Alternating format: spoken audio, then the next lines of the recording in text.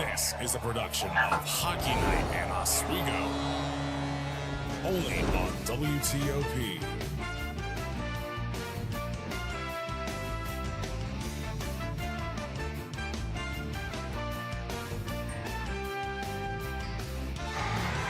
Halloween may be in the books, but that doesn't make tonight any less frightening as the Blue Devils invade the Deb. We welcome you to a SUNY showdown here on the ice. Welcome to Hockey Night in Oswego here on WTOP 10. We are just 30 short minutes away from puck drop as we welcome you to the pregame show for this SUNY conference matchup between the Oswego State Lakers and the Fredonia Blue Devils. I am your host for this evening, Michael Shetler, joined alongside the marvelous Matt Shiramita and the stellar Sydney Selleck. And before we get into the action for tonight, how are we feeling on this fine Friday evening? I couldn't be feeling any better. I mean, we're here. I got a couple OG Fortnite dubs earlier today. Oh, yeah. Oh, and I got a Peppy Mocha from Dunkies earlier. Woo! I'm feeling great. Woo! I'm All so revved excited. up? So Oh, yeah. excited to spend the rest of my evening with you guys. How about Beautiful. you, Sid? Yeah, I'm feeling really good. You know, I was here last Friday, and, you know, the energy's still here. Looking forward to a good game. So, yeah.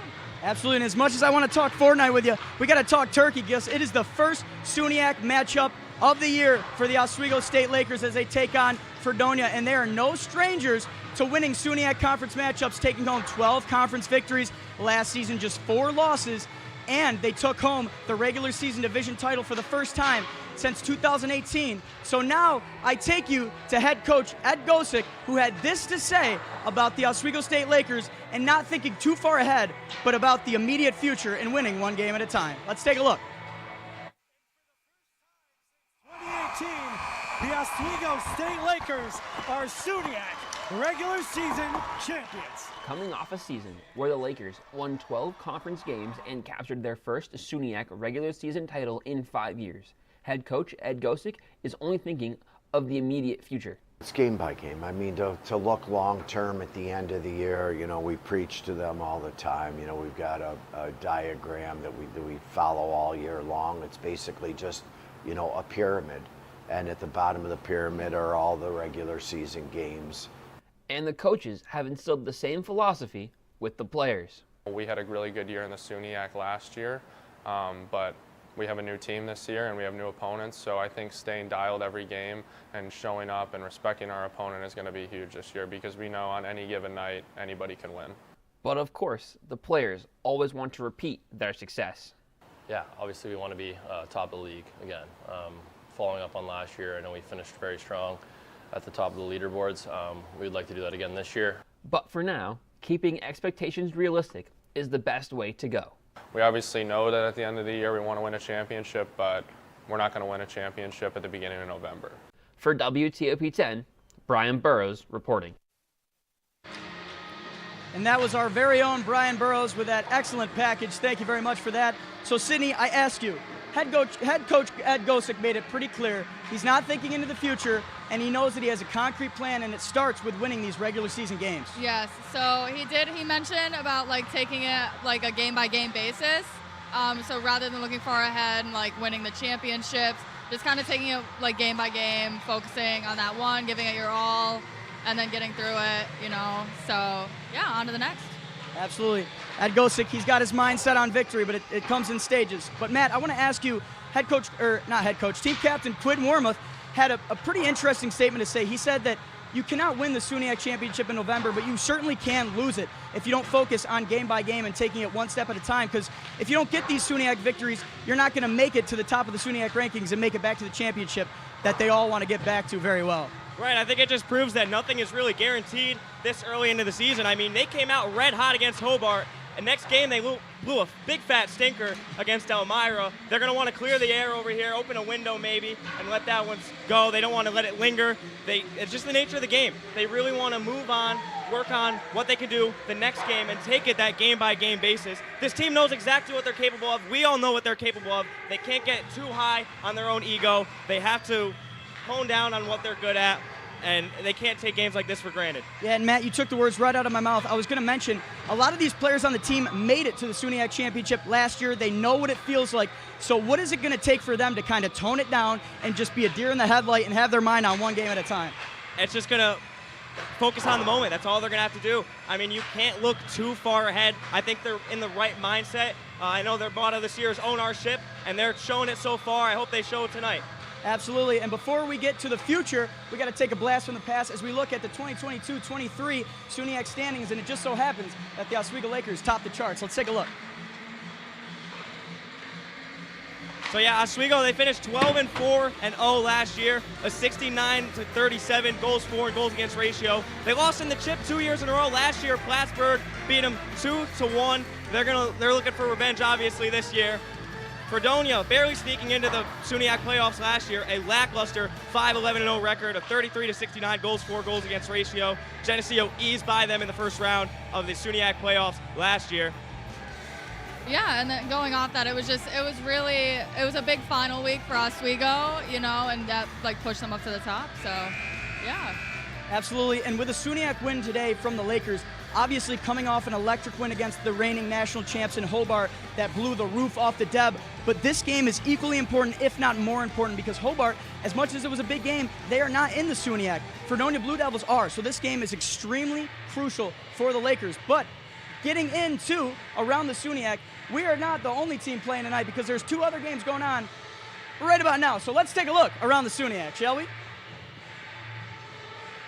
Starting off with Geneseo versus Brockport. Geneseo's 2-0. They just got ranked number 14 in the nation in the latest poll. They're coming off of a scrappy 3-2 OT win versus Nazareth. They look solid defensively. Adam Harris held a .951 save percentage. That's really solid from the goalkeeper in Geneseo. Some sloppy skating in the latter half of the rink, but a little puck panic prior to the first goal. They recollected, played good enough for an OT win. Not number 14 in the nation caliber type of play, though.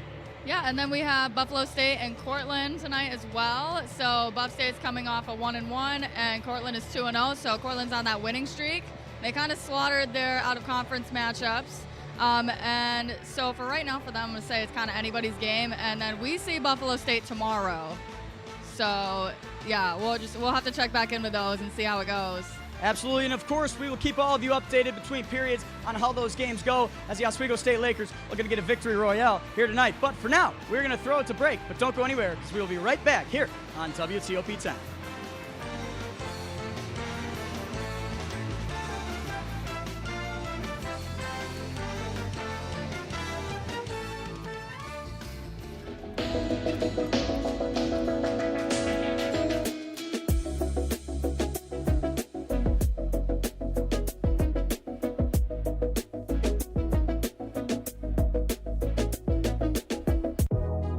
Welcome back to Major Discussions.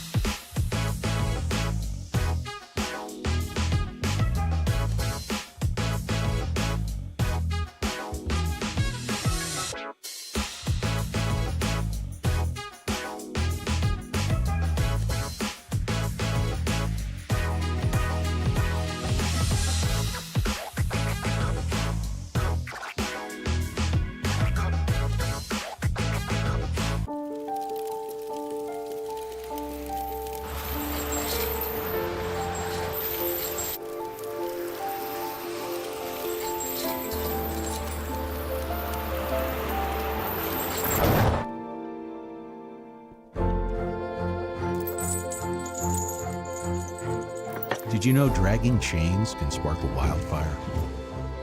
Only you can prevent wildfires. When I was in foster care, I never knew when I would have to move. So I always had my suitcase ready to go. Then one day I was adopted. My new parents opened their hearts and home to me. My parents cook my favorite breakfast for me every morning. My parents take me on trips I never thought I would go on. They gave me a home and an even better reason to use that suitcase. My parents aren't perfect, but they're perfect for me. Hey there, I'm Al Roker, class of 76. Yes, way back in 76. Back when the earth was cooling. You're watching WTOP.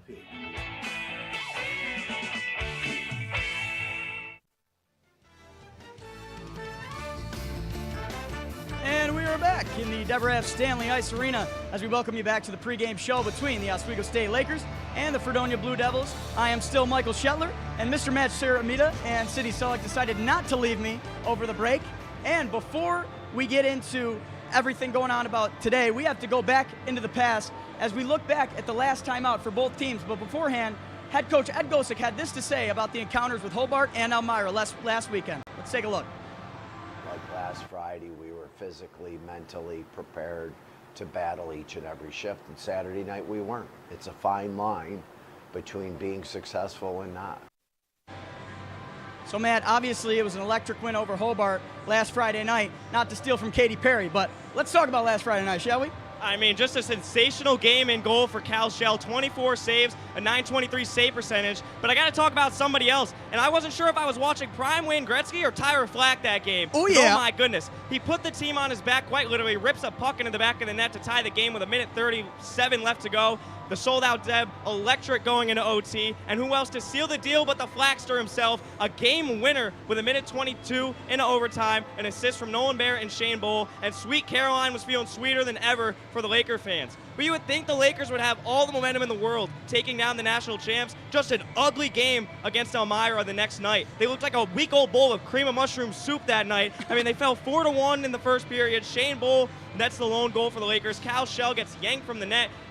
4 goals allowed in 1 period is absolutely unacceptable, especially coming off of his masterclass the night before. He had goals from Ryan Dickinson and Thomas Rocco trying to steer the ship back into the right direction, but overall a pitiful performance, falling 7-3 on the road. They have to clean it up in this one.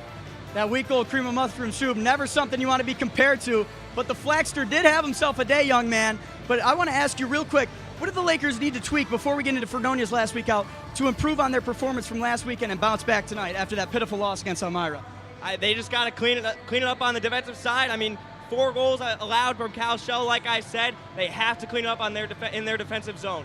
Absolutely. And Sydney, let's take us back to last week against Fredonia and their matchups against Tri-State University Thunder. Yes, absolutely. So the Fredonia team had a pretty rough start to the season, 0-2 off the first 2 games. But I can guarantee that the Devils will be out for some souls here tonight. So the Devils showed a lot of promise on the ice last Friday in their first matchup with Trine. Johnny Malandrucolo would find the back of the net in the game's opening minute to give Fredonia State the early lead. Trine would go on the power play and would tie the game back up off the stick of Keaton Klein. Trine would strike again in the first period with a shorthand goal by Michael DePetria to go up 2-1 on the Devils. And then Fredonia saw Trine again on Saturday, the next day. And, you know, it was just Trine. Yeah. Absolutely. Taking some souls. You had to look that up online, or was that original? You can be honest. You can be honest. We're live. You can't lie. You know, I don't know. Well, we'll keep it confidential, but for now, we're going to toss it down to our sideline reporter, Mr. Mike Neckers, as he goes over the matchup history between these two teams. Some illustrious history indeed. So, Mr. Mike, down on the sideline, take it away, young man. Thanks, guys. We'll now travel back to 1987, which is the first time Fredonia and Oswego matched up against each other. Also in 1987, the first episode of The Simpsons premiered, as well as the release of Bon Jovi's hit song, Livin' on a Prayer. Speaking of living on a prayer, that's exactly what Fredonia did last time around against Oswego, when the Lakers beat them 9-0 last February. Overall, the Lakers lead the series with a record of 52-29-4, with an at-home record of 29-10-2, and having won 7 of the last 10 matchups. With all that said, the Blue Devils have the opportunity to shake things up in the SUNY Conference and make a massive statement tonight. Stick around, because after the break, we'll head back up to the perch for some more pregame action. From the snowy shores of Oswego, New York, I'm Mike Neckers with WTOP 10.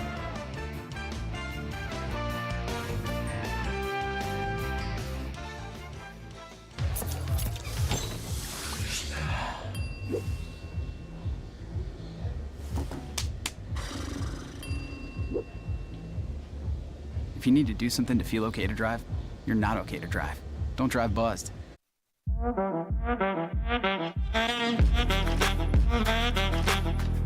Shine on that boy. Look at the bling. Do we got a diamond tester on? Yeah, that's getting bad. Yep. 10 out of 10 recommend on Yelp.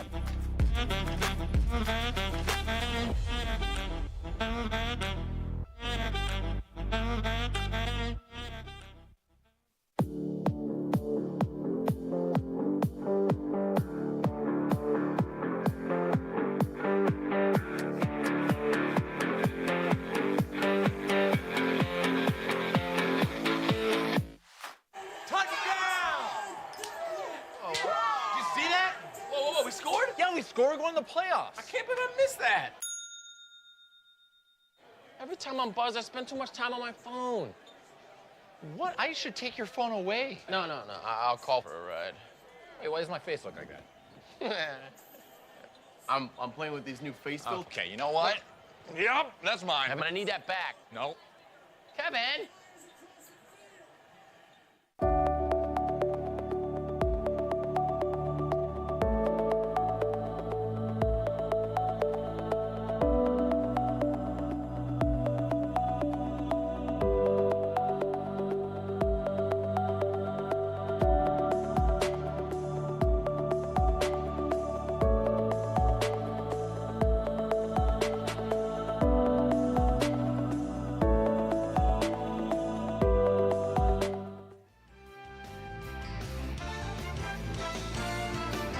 Welcome back to the pregame show. I am still Michael Scheller, and here's the marvelous, the magnificent, the money man, Matt Shiramita, and Sydney Selleck. But that is enough of us yapping, because it is time to throw it up to the Steve Levy press box, as Senior Sammy Sozio and Chris DeLuca are here to talk some Lakers hockey and the goalie matchup for today. So gentlemen, up with the Steve Levy, take it away. Let me talk to you. Thanks, Chet. Today we have a huge game for the Lakers and the Fredonia Blue Devils today. We're going to talk about the coaches a little bit. What do you think, Chris? For the coaches, you have Ed Gosek for Oswego. You know, he's going to his 20th season this year. Overall in the conference, last year he was 9-4-1. In his history here, 226 wins and only 53 losses. That's honestly very impressive in my opinion. Absolutely. He has a big career here. Graduated from Oswego and is now coaching that big, long career at Oswego. Going back to the Fredonia side, how do you think their coach stands up to it? Jeff Meredith, you know, he's been in here. He's been with his team for even longer than Gosek, 36 seasons with them. He's been with them since all seasons before, except their inaugural season. You know, however, his SUNYAC record last year with his team not as good, 5-11.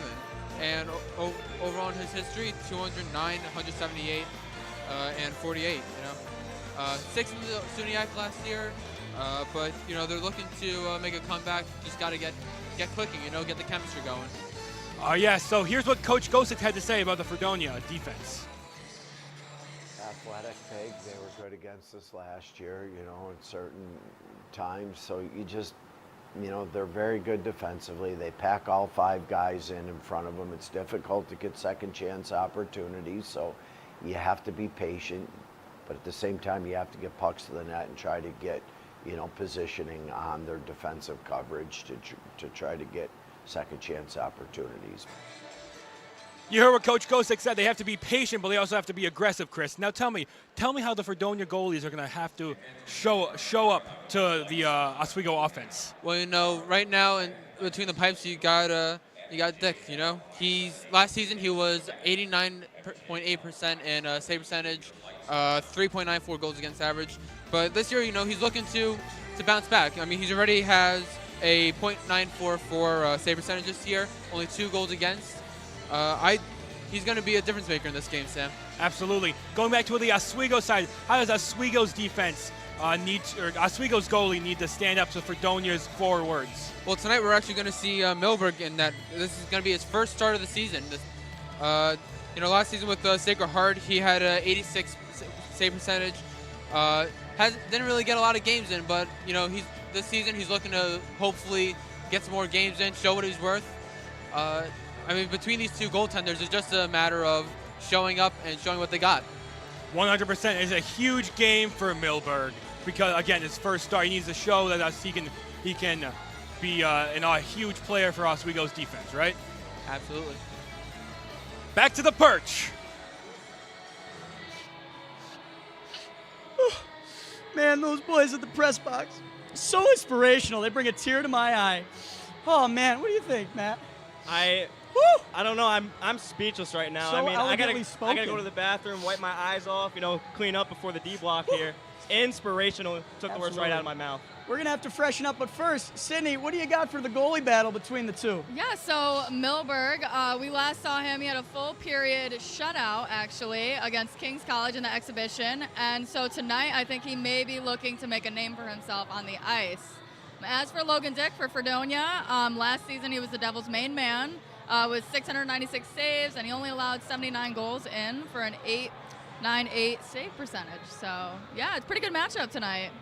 You know, Sydney, I couldn't have said that better myself, so, you know, I don't even need my job. How about you take it to the break while you're at it? Yeah, stay tuned. We'll be back for the puck drop, players to watch, and picks here on WTOP 10.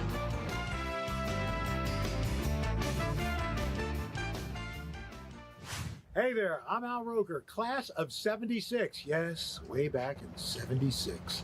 Back when the earth was cooling. You're watching WTOP.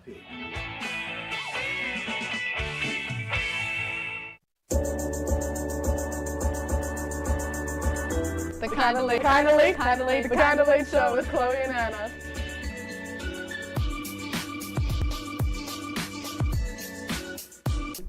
Like licorice, Twizzlers, absolutely nasty.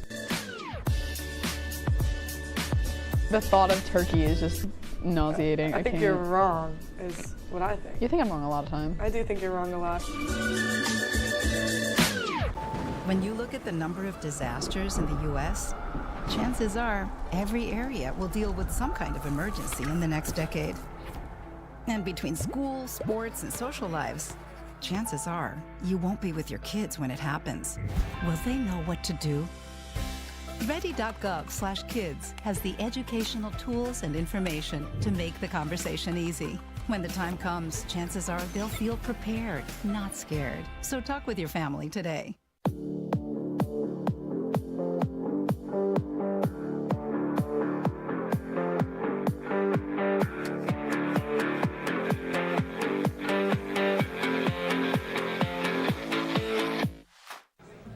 Put the keys down, Kevin. But I'm gonna drive home. There are several warning signs present that you shouldn't be driving. I guess I have really been looking for love in this dating app. Yep, I'm definitely gonna call a ride home.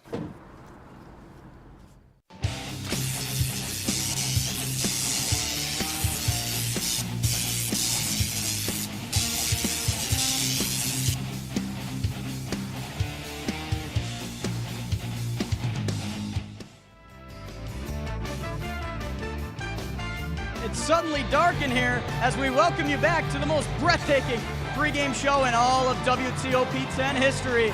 But before we get done with this electric pregame show, we have a couple of jobs left to do. So I ask you too, can either of you see into the future by chance? I think so. For Fredonia, you know what I'm looking at? Xavier Fortnite Fortin. Woo! The rookie defenseman out of Quebec. He's got 5 shots as a defenseman. That implies to me that he's getting a lot of takeaways. I know he's looking to get some of those shots to hit the back of the net. On the defensive end, 3 block shots on the year. This is a 3-way tie for the team high. He's making an early impact as a freshman. I got my eye on him. He's a new face. Don't really know what to expect. I think he's going to cause some havoc today for the Lakers. Sid? Yeah, and for Fredonia, I'm looking at forward David Sudbrink, number 24. You know, just to be a little cliche here, he had 2 of the 3 goals in their first tournament game versus Trine. I definitely think he's one to just keep an eye on this game. And then for Oswego, I'm looking at number 24, Shane Bull, with 6 shots and 3 assists versus Hobart last Friday. And he also netted the first goal against Elmira last Saturday. And yes, Matt, for you. How could I not pick the Flackinator? The Flack Attack, the large big Flack meal with a side of fries and a Sprite. How could it not be Tyler Flack? Had the Midas touch against Hobart. Everything he touched quite literally turned to a goal. Assisted on the first goal of the game, tied the game up with a clutch goal in the third, and sent Hobart packing an OT. Went quiet against Elmira, but all eyes on him today as he looks to bounce back against this home crowd. Big Flack meal, I will be stealing that one day, but our duties are coming to an end. We have one thing left to do here on this Mighty Perks, and that is to make our picks for the game today. So, Matt, who's taking home the dub, and what's going to be the final score? Oswego's taking home the dub 6-1. Okay. I think they have shown what they are capable of in these high-scoring games during the preseason. This would be the game to go nuclear. What a better way for them to open up SUNYAC play? Sid? I also think Oswego's going to take the dub today, but I'm saying Oswego 5, Fredonia 0. I'm expecting a shutout today, especially after last year. So, You know, that's really unfortunate because unfortunately you guys are both wrong, and you owe me a big black meal with a side of fries if I get this right. I'm locking in 6-2 Oswego. Oswego's going to win their first SUNYAC matchup, but Fredonia's going to put on a show, giving up 2 goals. But from the fellas and ladies up on the perch, all good things must come to an end. And yes, that does mean this electrifying pregame show as well. So we thank you all from tuning in to this great pregame show. I am your host, Michael Shetler, but don't you worry. You will see all of our beautiful faces on the other side of the first period as we will be back for the first period intermission. So for Michael Shetler, for Matt Ciaramita, and the lovely Sydney Selleck, we thank you all for watching the pregame show, and we will be right back as Puck Drop is coming soon up here on WTOP 10.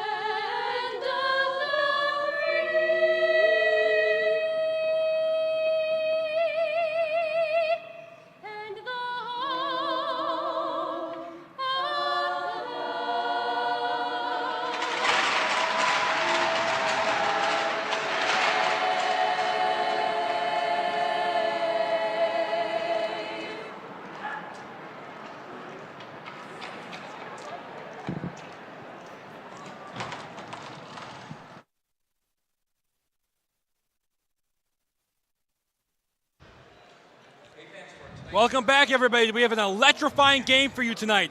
Oswego Lakers versus Fredonia Blue Devils, but you already knew that. Chris, what are your thoughts about this game? It's going to be a very good game. I see Oswego pushing forward. I see Fredonia trying to do their best. You know, it's going to be a good game. Absolutely. I think a very important part of this game will come down to the very first puck drop. Now, who do you think will be on offense first? It comes down to that.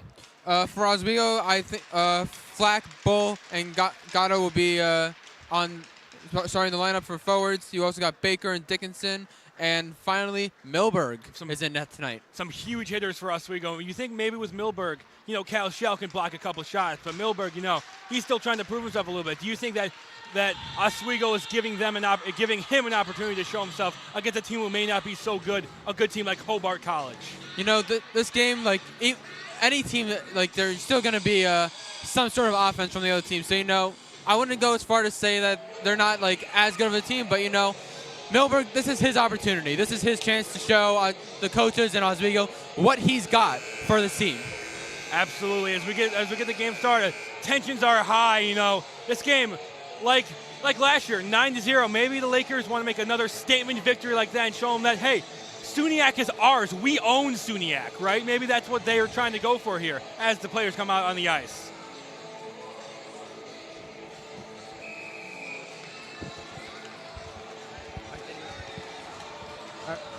All right, the puck drops. Looks like we're going to have Oswego Lakers. A big shot. Looks like it's going to be offsides for Fredonia's puck. An icing right off the bat.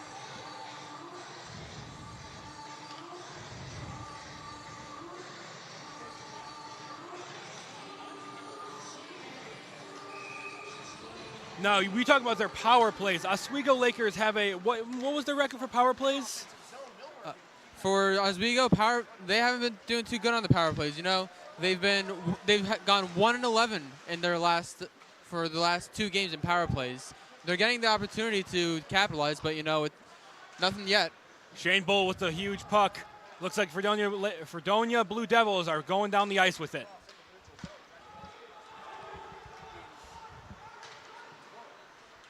The Lakers have it back. Shane Bull going down the field or going down the ice. Looks like it's going to be a little bit of a hit. Shane Bull went down, but looks like he got the puck back. Couldn't warm up with a shot, but unfortunately, the goalie blocked it.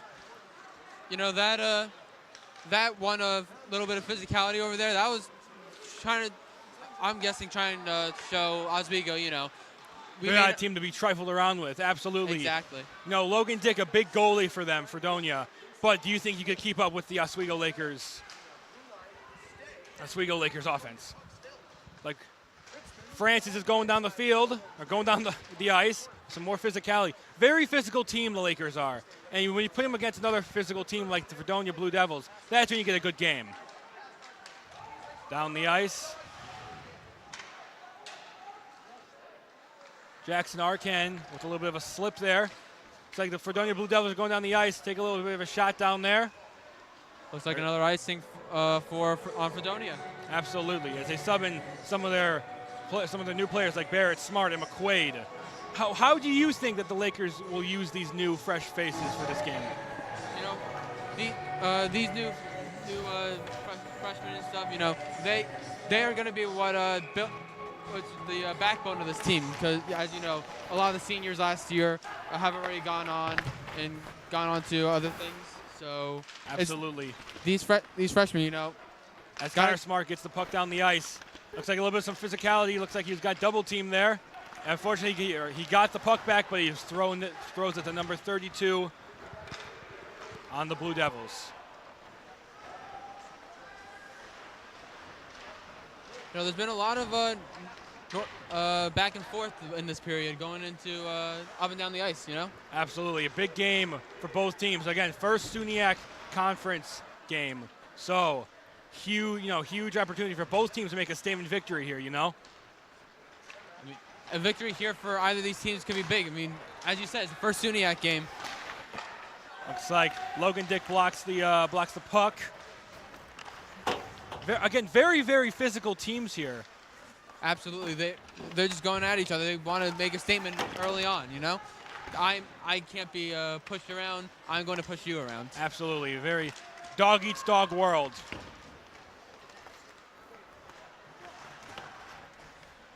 You know, these. As we go down the field of the Blue Devils, subbing some of their new players. Looks like they had Milberg out of the goal for a little bit, maybe a little bit scared there. Logan Dick blocks the puck. Now, Chris, tell me what some of Oswego's keys to the game, what they need to win. Well, you know, for starters, they need to get more pucks on the net on the power play. You know, they're one, as I said before, they're 1-11 so far. And in 5 of those, they've only had more than one shot on net in 5 of those power plays. It's going to be tough to break through with Fredonia since they're 4 and 5 on the penalty kill. They need to break through. Their penalty killing unit needs to be better. Out of the 8 power plays they faced, they've only been able to kill off 5 of them. They need to actually keep their defense more tight and be able to block out those pucks. And finally, you know, they need to keep pressuring the offensive zone. As you already see right now, this game is going up and down the ice. They need to keep consistent pressure in that offensive zone, or else they may not even be able to get any chances. 100%. Fredonia Blue Devils are definitely trying to take names here, as no points scored 4 minutes in. But with that, the Lakers are going to get the puck one more time. Hopefully they can capitalize on this gain.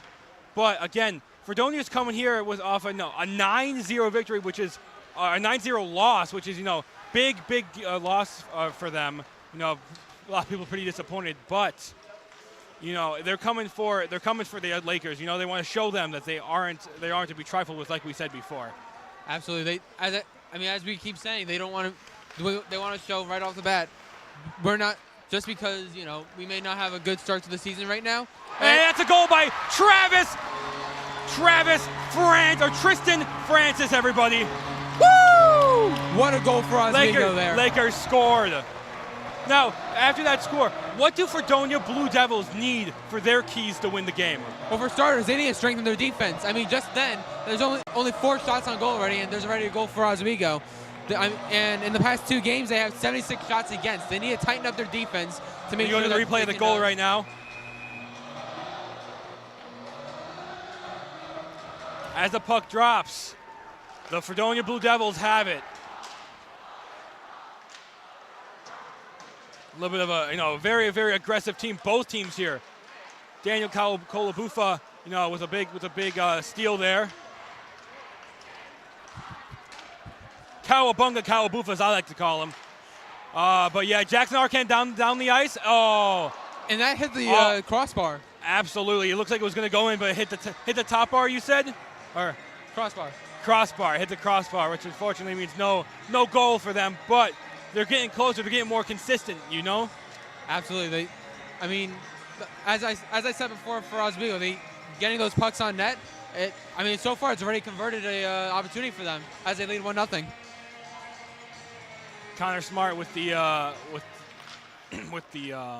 drop of the puck drop here, and it looks like the Lakers have possession of the puck, but Fredonia takes that. As soon as I said it, Fredonia takes the puck back. I keep wanting to call it a ball. Yeah, no, listen, Chris, I want you to slap me every time I say ball. Nah, you know, listen, it's an honest mistake. But either way, ball, puck, it's still, these players are still moving it like very precisely, getting it to each other's ends, you know. Absolutely. Milberg in the goal here. What do you think his nerves will be coming into this game? What do you think, how does he need to succeed in this game? You know, not letting any goals in a team that isn't as good as Oswego, or maybe he just needs to stop, he needs to make sure they win. Yeah, Milberg, as we said before, he hasn't had a start yet this season. The last 2 games has been both been started by Shell, so absolutely this opportunity for him. Oh, and that is as I'm saying, that is an almost bad turnover by Milberg. Milberg came out of the goal for a little bit, but unfortunately, or fortunately, I should say, the Lakers have it down in Fredonia's goal line. It looks like, again, is that Noah Bull who got shoved into the corner? I mean, he's not going to be happy about that. Not at all. You know, it's just been a very physical game, and what a block, actually. Absolutely. these teams aren't bad teams. It's just, some team. Fredonia isn't a bad team. It's just they get played against Oswego Lakers, who may be very good at this game, very good at keeping the ball on their sides, and maybe they can't get to the pressure. Yeah, with Fredonia here, I mean, obviously, any team has the potential to be a good team. Oswego has shown countless times in the last 2 seasons, we are a team that is at the top of the league. I mean, just as you said, last season they were the regular season champs, and you have that facing up against Fredonia, who last season was 6th in the league. And he loses the puck, and it looks like they have a little bit of a broken stick going. And it looks like a delayed penalty on Fredonia. Shamble with almost a goal, but it was blocked as they keep going. They're just trying to take some pot shots off on the goal while the goalie was a little bit occupied, but unfortunately it didn't work out for him. Not Connor the Rock Dickinson. It looks like it was a little bit of a delayed penalty there. Ryan Dickinson, the jack of all trades of the team, down the field trying to pass, trying to score. What a save there by Dick right there. I mean, if you didn't see, the puck went across the ice over to, I believe that was Shane Bull. Very nice passing play, and a very good opportunity for Oswego there. 100%. The Lakers really have an astute ability to be able to just keep it on their side of the Fredonia side of the ice. Now, as we come in, I believe that is Sean Bull taking it for the Lakers. Unfortunately, Fredonia Blue Devils did get it, and it looks like they're going to go down the field a little bit, trying to take a shot off on Milberg. Milberg has the puck, gives it to Ryan Dickinson. This is Oswego's opportunity to try and get back on the positive side of that power play. I mean, as I said before, they're only 1-11 this season, and that will be a shorthanded goal. A shorthanded goal. It is now 1-1 tie game, Lakers versus Fredonia. Huge score by number 19, Johnny Maladrucolo. Sorry. Huge score. It was a very nice shot by Oswego turned the puck over. Not best thing to do when you're in the neutral zone. Like almost a 2-on-1. Not something the Lakers really want to see with this, especially with their recent power play struggles. Absolutely. If you're Milberg, how do you feel about this? About getting the goal scored on you? Honestly, after that, I wouldn't be too upset by it. I'd be more upset about what caused it. That just right there, almost another turnover. It looks like the Lakers on these power plays are just not able to generate enough opportunities or even get into the offensive zone. I'm inclined to agree. McQuaid down the ice. Looks like the Lakers are keeping it on the Fredonia side. Barrett with a shot, and it makes it in! Barrett with a long goal. Off the iron as well. Oh, absolutely, yeah. A lot of defenders between him and the goal, and he still made it. Huge point for Lakers there. That was a really good goal by the Laker player, The goalie was screened in front. He couldn't really see where the puck was going, and that shot was just perfect, right off the iron, into the back of the net. Lakers 2-1 lead. Absolutely. I could say any better. I think God was looking out for him when that was that one. Looks like Fredonia Blue Devils down in Lakers territory. What can the Lakers do? Looks like Milberg blocks a nice shot. What an opportunity for Fredonia there. I don't think Milberg ever saw it. Absolutely. Oswego is in Oswego territory, slowly but surely making their way down the ice.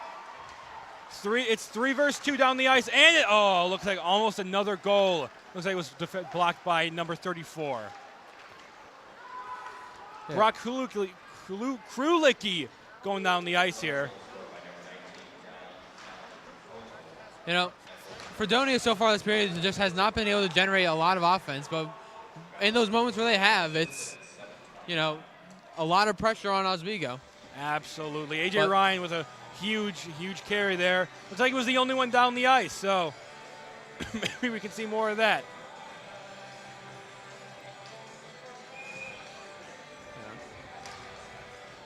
as Noah Bull takes the puck. Looks like the Lakers have it in possession. Again, this is a very, very, both teams have had the puck around the same amount of times, but looks like Oswego has scored 2 with 9 shots on the goal, and Fredonia has scored 1 with 2 shots on the goal.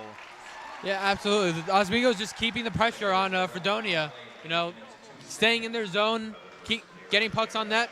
I mean, it's only 10 minutes in, they're already at 9 shots. And Noah Bull down the ice right now. A little bit of a, and that's 10 shots right there. A little bit of he's trying to set up his teammate there. It's a little bit of a slip up. They're trying to reset a little bit, Milberg is standing there right now. Looks like the Blue Devils are going to take it into their possession unless Shane Bull can get there, but unfortunately he cannot.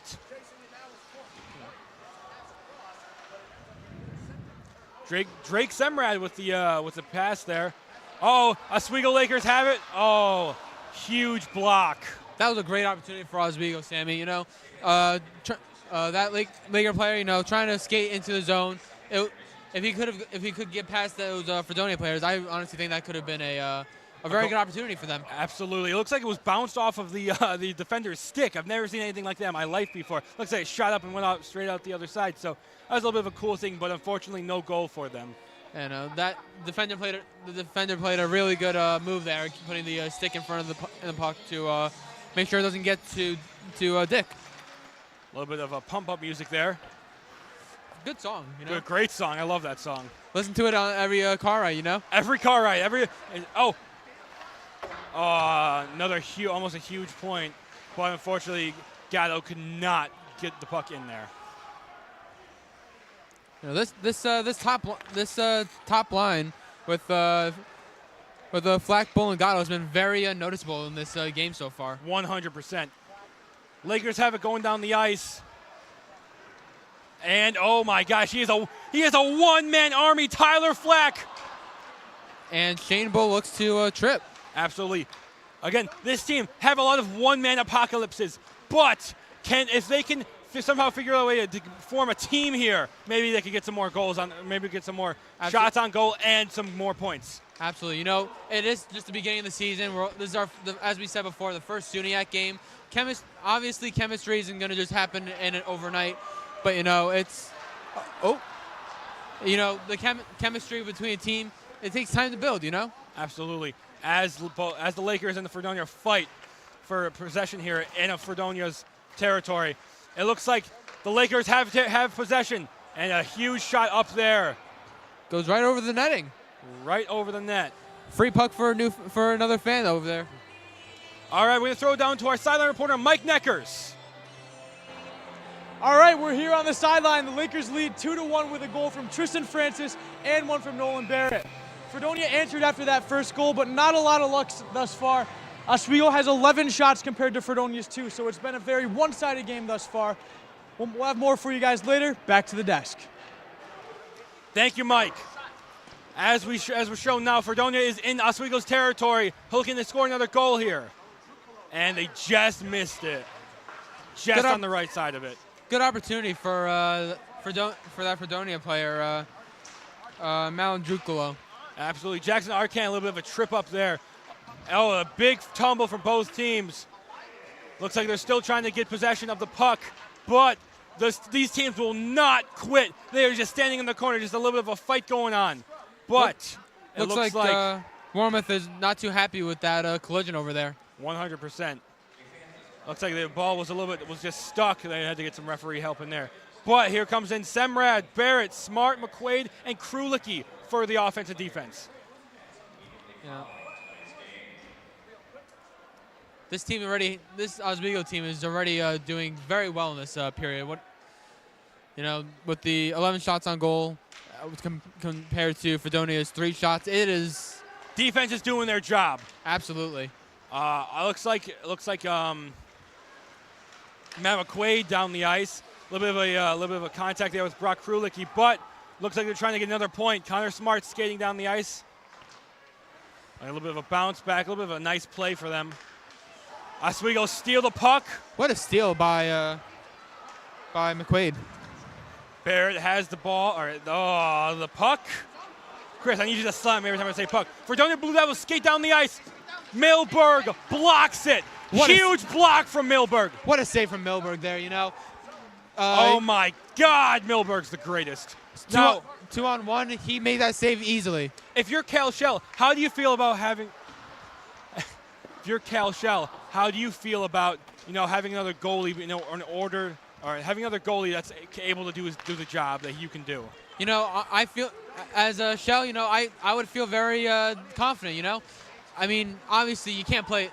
A lot of times, most goalies don't play every single game in the season. So having that backup to be able to come in and stop the shots for you when you need a break, or even when you're not having a good game, you need someone to come in to help you out. As Shell, I feel very confident. Absolutely, as Milberg blocks it down. Looks like it's going to be in Oswego's territory with Fredonia Blue Devils. Oh, looks like a shot a little bit wide, but the Oswego Lakers have it back. Can they score a goal here? Can they capitalize on Fredonia's mistakes? I think sooner or later their mistakes are going to catch up to them. But at the same time, Oswego's mistakes, there's already been like 2 or 3 pretty bad turnovers by the Lakers.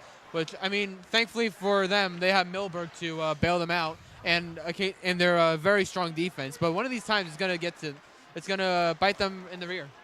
Absolutely. As Fredonia tries to get it down to Oswego's side, Oswego Lakers, Ryan Dickinson has the puck. Oh, and as soon as I say that, Fredonia shoots it, and Milberg catches it. Huge block from Milberg. Yeah, that was a great catch by Milberg. Tracked where the puck was going, caught it. It may not be baseball, but strike. Absolutely. As Shane Bull and number 10 of the Fredonia fight off, looks like the Fredonia Blue Devils are going to have possession of the ball, but Lakers get that back. Puck. I'm sorry. The puck. Sorry. You'll get it soon.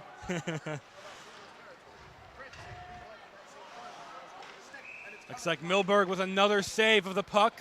Covered up the puck. Did not want to give Fredonia any other chances, Fredonia puts in their subs. Do you think that the Lakers' offense is tiring out their defense? The Lakers right now, their defense and offense, it's just been rolling.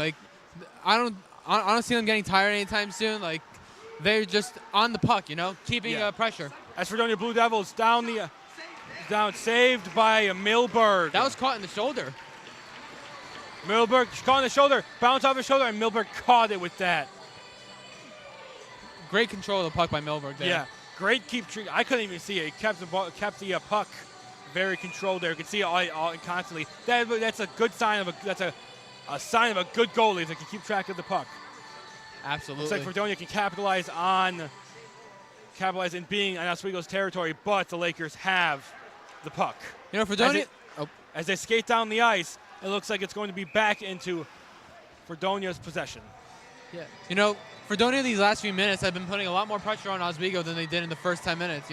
I mean, but after the first 10, it was 10 shots to 2. Now it's 12 shots to 7. They're continuing the pressure, trying to work their way back. They're only down a goal right now.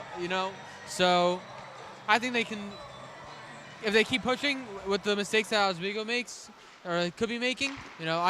This could be a shot by number 25, but Milberg blocks it again.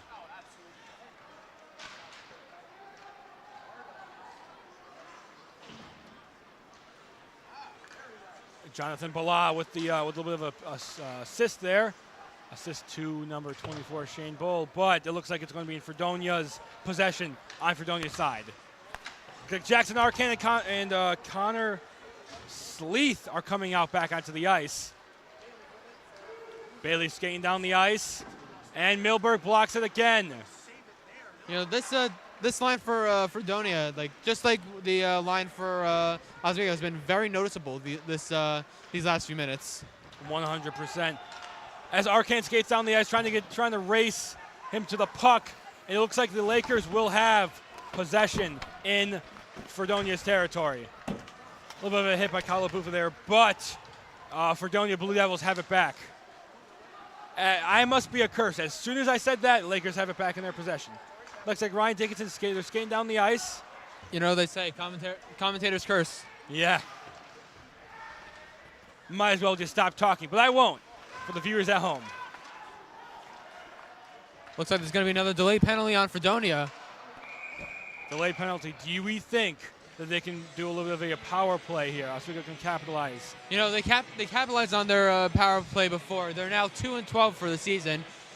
I think they can get another power play goal here. Maybe that'll keep the momentum going. Maybe they're finding more chemistry, and could be very good for their power play in the long run. Oh, 100%. As Shane Bull, Ryan Dickinson, Gatto, Jackson Arcan, and Flack come back out. It looks like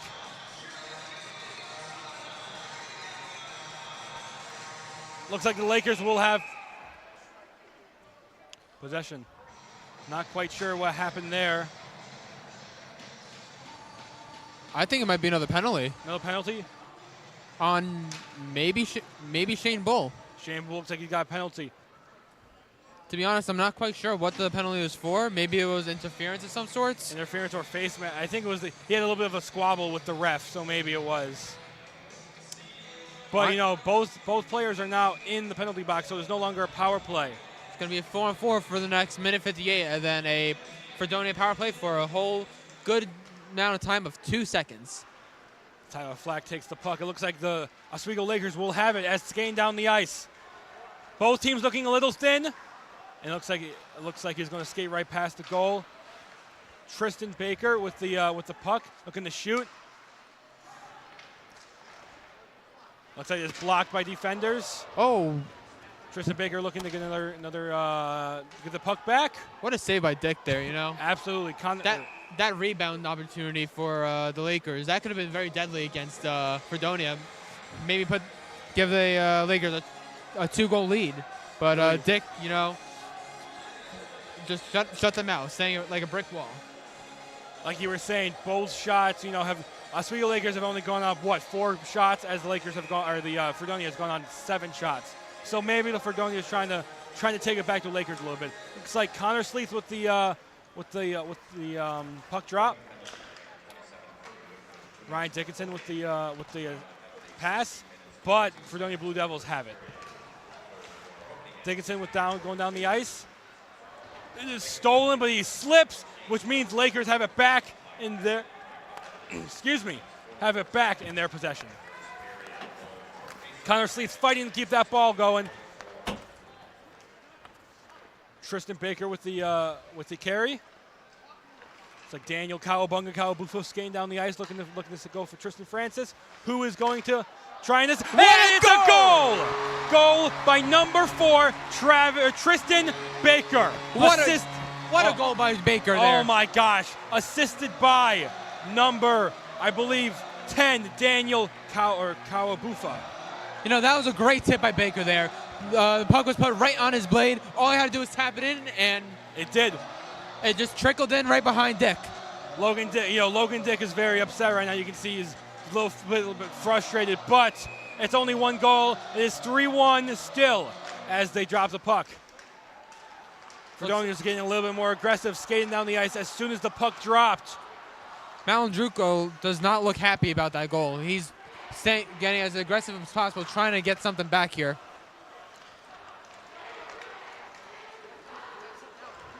Absolutely. Milberg blocks the shot. What an opportunity. Skates down the ice.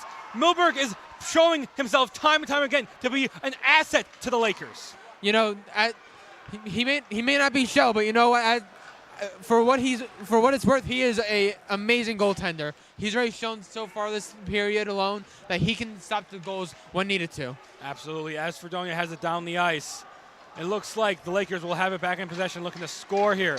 Both players now back in fully teamed up. Now that could make a huge difference for both teams. Absolutely. That extra player, you know, can create a lot more opportunities. I mean, as you can see there with Shane Bull almost getting an opportunity there if it wasn't for the fact that he fell down. 100%. As you know, Fredonia is skating down the ice like their life depends on it, looking to score another goal in Oswego's territory. And Milberg saves it once again. You know, Fredonia, that was a bit of a tough angle, but that could have been very deadly if it wasn't for Milberg. Absolutely. He looks like he grabbed it off of his arm.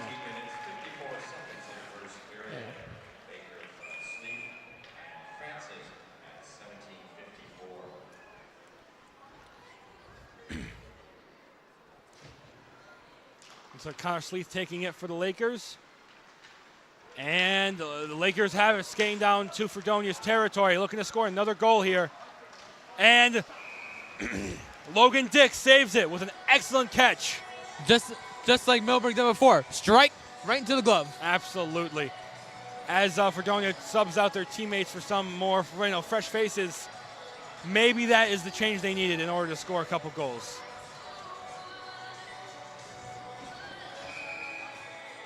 Looks like Shane Bull will be taking it, along with number 15, Dylan Schmidt.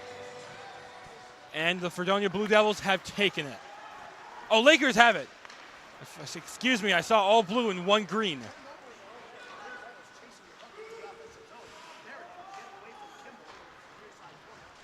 As the game goes on, these teams get more and more gassed. But as a little bit of a bounce off the wall, and it's called for a hand pass. A hand pass. Only 15 seconds left here in the first period. Do we think that any of these players have a chance of scoring another goal in these last 15 seconds? For this period, anything's possible. Personally, I'm not sure there's going to be another goal here. Connor Sleeth with the carry or the assist to Ryan or AJ Ryan, who is now looking to score another goal for the Lakers. As we skate towards the end, 3 seconds left. It looks like they have one shot on goal. And no goals have scored in the last 15 seconds. It is 3-1 Lakers with 15 shots on goal and 9 shots for the Fredonia Blue Devils.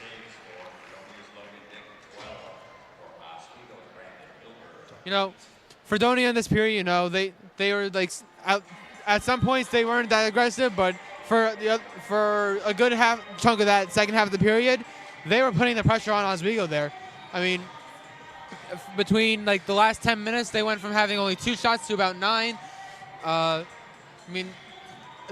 They may not be doing too great so far this season, but they're definitely still kicking.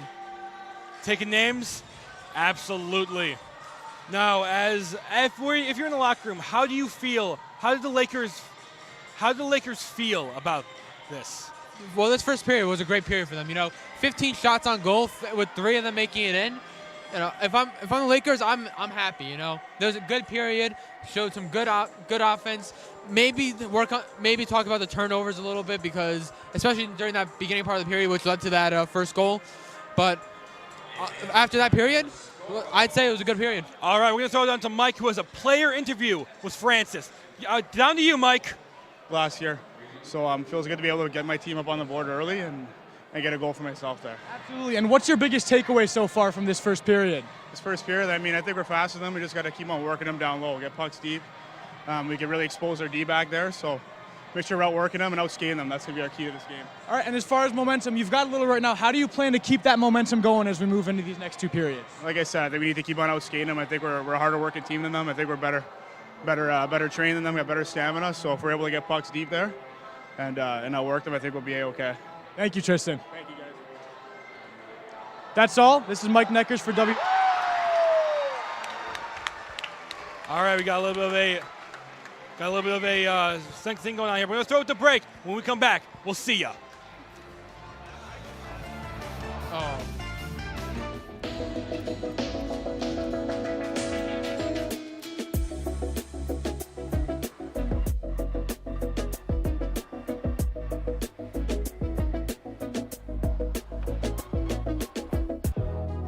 Welcome back to Major Discussions.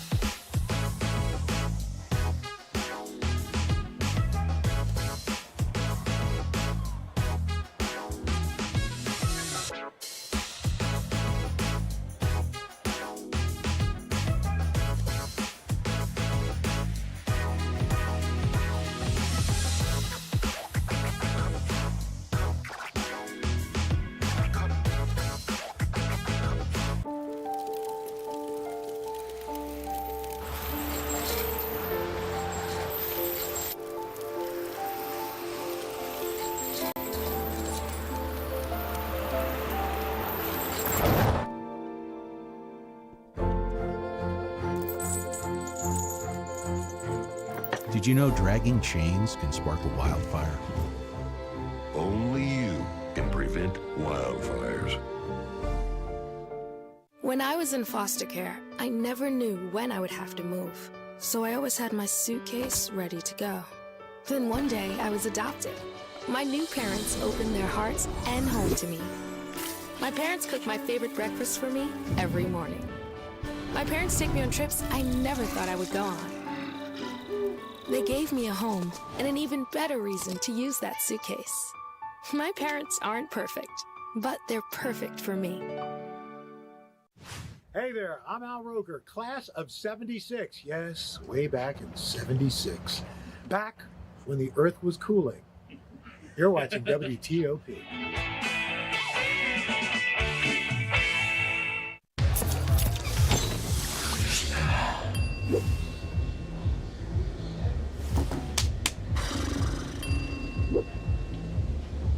If you need to do something to feel okay to drive, you're not okay to drive. Don't drive buzzed. Shine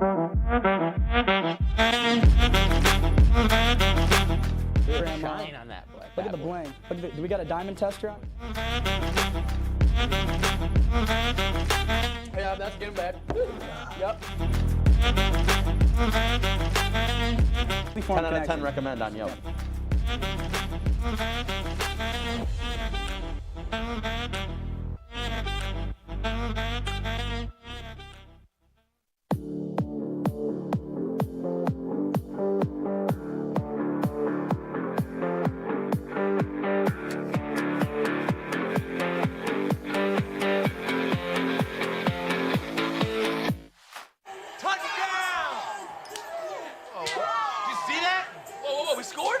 We're going to the playoffs. I can't believe I missed that. Every time I'm buzzed, I spend too much time on my phone. What? I should take your phone away. No. I'll call for a ride. Hey, why does my face look like that? I'm playing with these new face filters. Okay, you know what? Yep, that's mine. I'm gonna need that back. No. Kevin!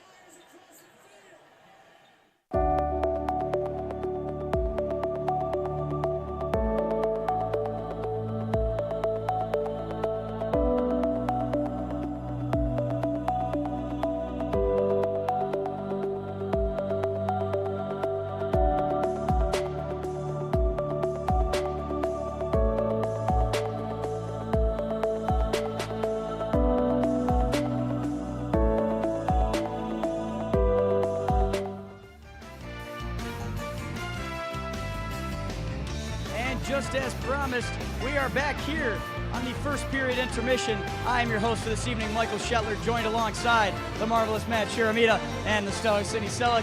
And ladies, gentlemen, it has been a quite interesting first period with a lot of action. So what are your opening thoughts in a general sense? We'll start with Matt. How we doing? I think 6-1 is looking pretty good right now. I think my 6-2 is looking good. I don't know. The predictions are almost looking too good. It's like we got the script before the game, but no who I think isn't in the script. It's Tyler Flack. Oh, I thought you were going to talk about who isn't in the pick, and it's Sydney because her pick out the window. Sorry, out the window. Yes, I was gonna say my pick's out the window. So now it's up to you guys. I can't win them all, Sid. Yep. I know. Yeah, I'm waiting to see Tyler Flack get involved. So far, he's been quiet. Kind of some of the other people have been getting involved on this offense here. What's up with the Flackinator? I don't know what's happening. I mean, both your players to watch. I don't know. It's been a little silent. I know. Shane Bull did end up in the penalty box, so. Yeah, and Matt, I ask you in your overall performance from the Lakers, what do we think about their overall first 20? I think that they have done a good job keeping it on the attack zone, the latter half of the neutral zone here.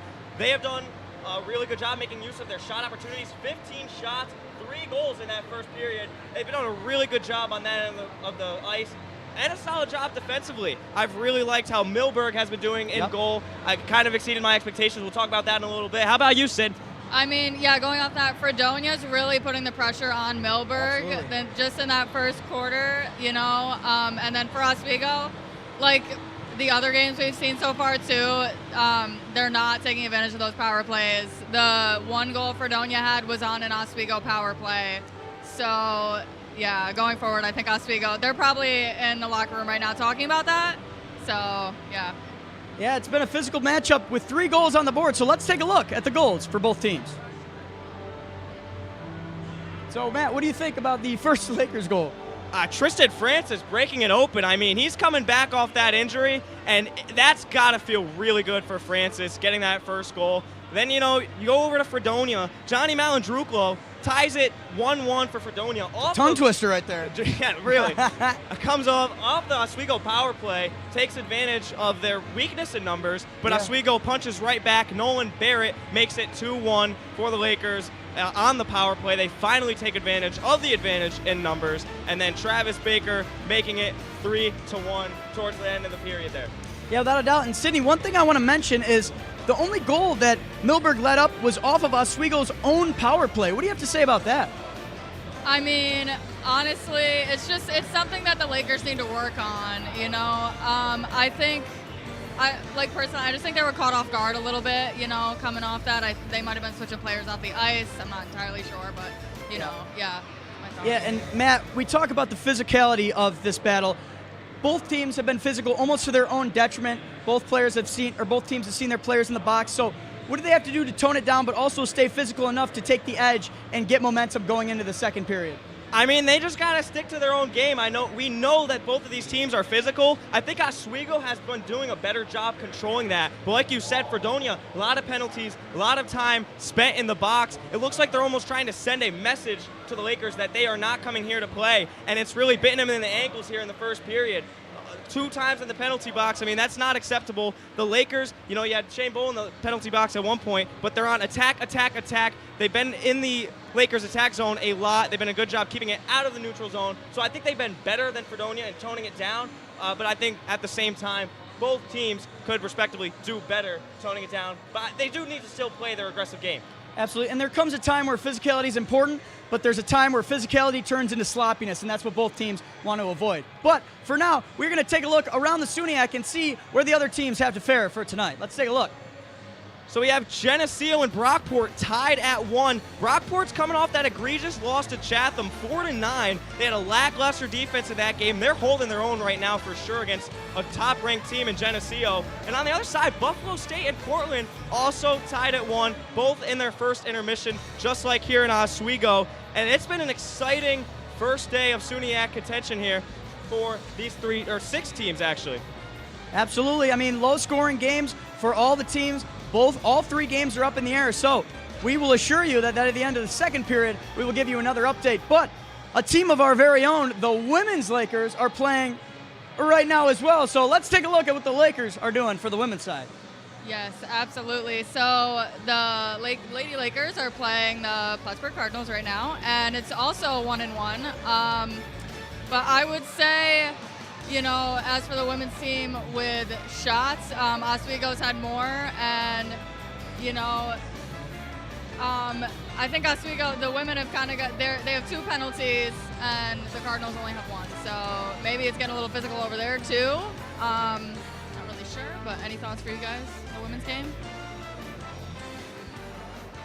Yeah, so Matt, both Lakers teams are in contention for their first SUNYAC win here of the season. So what do you have to say about that, and how important is it for these first 2 teams to have a victory for the SUNYAC? I think it's obviously very important. We talked about earlier in the pregame show the importance of taking it game by game. Absolutely. And I think that both teams are really showing that right now. They're not taking their opponents for granted. Oswego comes out firing 3-1. Maybe a moment here where they got sloppy and kind of took things for granted. Maybe got a little too comfortable with that early lead.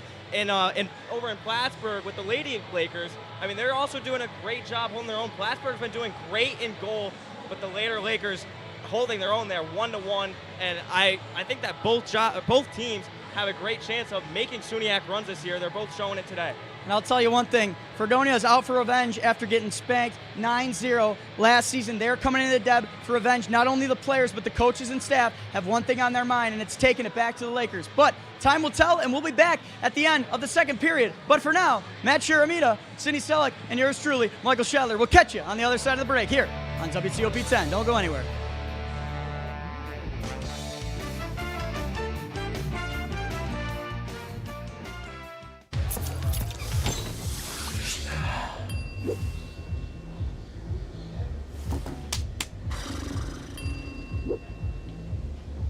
If you need to do something to feel okay to drive, you're not okay to drive. Don't drive buzzed. Shine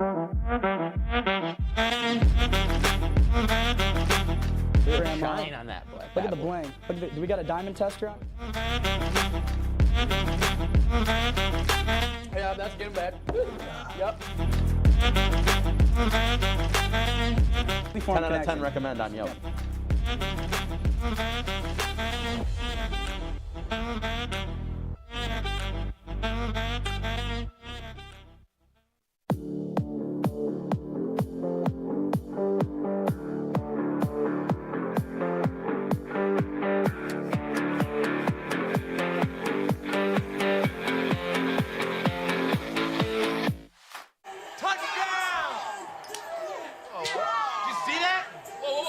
Yeah, we scored going to the playoffs. I can't believe I missed that.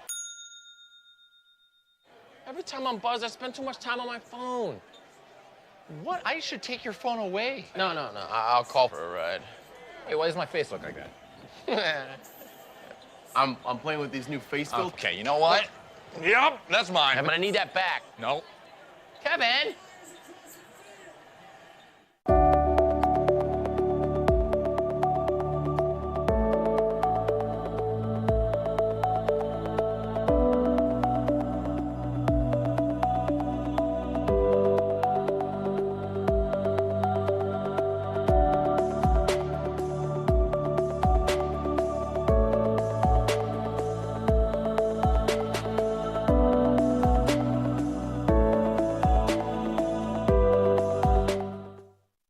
Hey there, I'm Al Roker, class of 76. Yes, way back in 76.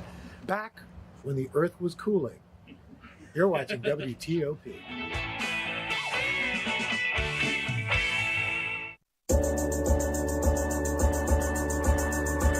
The Kinda Late Show with Chloe and Anna.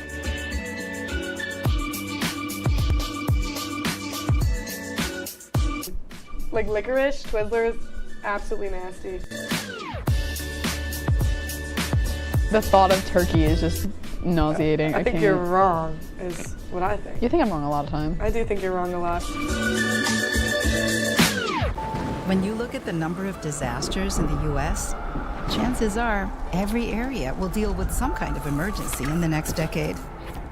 And between school, sports, and social lives, chances are you won't be with your kids when it happens. Will they know what to do? Ready.gov/kids has the educational tools and information to make the conversation easy. When the time comes, chances are they'll feel prepared, not scared. So talk with your family today.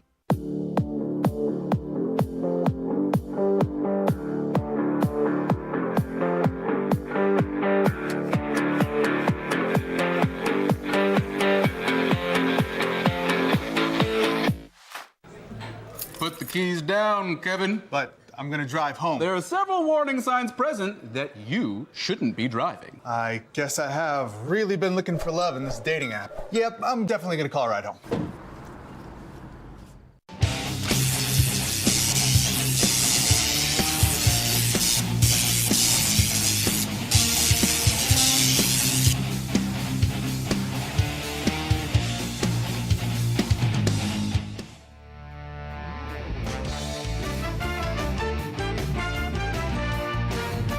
Welcome back to the #1 show in all of the entire history of the world. I'm your play-by-play, Sammy Sozier, along with my co-host and color, Chris DeLuca. Now, Chris, if you're in Fredonia right now and you're down by 2 points, what do you say in the locker room in order to get going? Starting to get more pressure on, you know. I mean, that first 10 minutes, as I said before the break, you know, they didn't get a lot of pressure on in the first 10 minutes. They had only 2 shots on goal. They had a goal against. I mean, you know, it's a matter of we need to get more stuff going. We need to get more offense going. We need to do better on defense. You know, it's just a matter of we have to play better. Absolutely. If you're Meredith, what do you say to your boys when you're in the locker room? Hold that thought as the puck drops. I'll ask you in a little bit. All right. Fredonia has the puck. And their side looks like they're trying to pass down a little bit of a quick pass. Kimball with a shot and a little bit wide. Milberg was there though with the protection. He was ready for that shot, you know. Looks like both teams are trying to get some quick points or some quick shots on goal. Oh, Shane Bull was a huge hit. What a collision there by Oh Shane my Bull. God. Shane Bull. For longer is definitely feeling that one. Bailey shoots it down. Milberg gets it and shoots it. Milberg needs to get back and go. Otherwise, number 13 is going to take his, or Kimball is going to take his, take some points from him. You know, that's the third time this game that Milberg's gone out of the net and had a not so clean transition with the puck. Absolutely. You know? Flack with the with hopes of getting a little bit of a transition there. They all trying to get him, but he kept the puck. Connor Sleeth looking to assist, and unfortunately could not capitalize on it. You know, that little trip over there looked like first hand of skates, you know? Daniel Kawabufa looking to score a point. Looks like they're doing pretty good keeping in Fredonia's territory right now. Tristan Francis, huge block by Francis trying to get the puck back. Kawabufo has the ball, looking to get an assist. A little bit of a slap shot, but is that Logan Dick catches it. It's right into the glove, you know? McQuaid, Smart, and Krulicki going out onto the ice, looking to get some fresh feet out there. Yeah, I mean, it's already a minute and a half, about a minute and a half right past this period. You know, some decent opportunities, nothing too crazy just yet. Fredonia keeps going. A little bit of block. Another collision there by Oswego. Francis whiffs it, and it looks like it's going to be a stoppage of play. Say that one more time, Chris. I'm sorry. It's going to be another stoppage of play. Okay, stoppage of play. Will be a little bit of a replay there. All right, as we come back, we have Dylan Schmidt and Connor Smart taking it out. And it looks like the Lakers will have the possession of the puck. Another face-off win by the Lakers there. Absolutely. As Woodford slams Krulicki into the press box, it looks like a little bit of a. Looks like they're getting some more pressure on them. Also, looks like they're getting more aggressive, if that makes sense. Yeah, I mean, I didn't think they could get any more aggressive than that first period, but Well, you put a wounded bear, a wounded animal into a corner, it's going to fight for its life, and that's what Fredonia's doing right now. As Connor Smart and Bailey take it out, looks like it's going to be a right into Fredonia's hands. Bailey trying to get down the ice. Lakers and Fredonia are both huge stoppages right now. Shot saved by the stick. Another shot. Looks like he dove down there a little bit. Dick is doing real good at his job right now. What an opportunity there by Francis. It was just him and the goaltender, but Ryan McQuaid shots right into Dick's hand. Dick in this game so far has been really on top of things. I mean, obviously 3 goals on 16 shots. He's doing his best here with what he's got in front of him. 100%. The defense, though, is doing a great job of keeping the puck in the other side of the ice. Okay, another quick shot, but Logan Dick sticks out his hand and catches it one more time.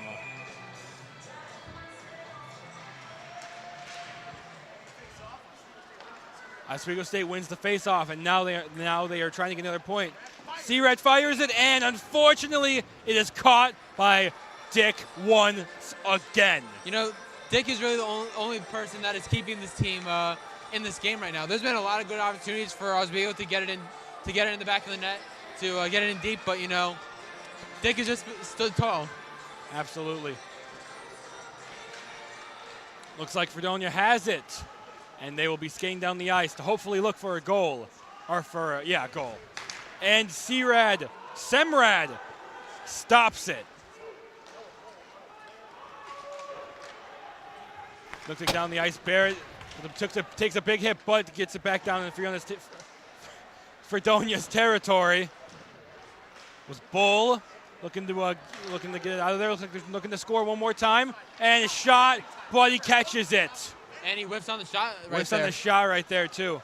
A little bit of a slip up there. Noah Bull looking to keep it or get it out of Oswego territory. You know, this period has just so far all been Oswego. It's just been consistent pressure in the zone. Fredonia has no room to breathe here. 100%. The defense is definitely doing their job. Looks like Fredonia's offense is going to need to start doing something. But it looks like big hit by Bull.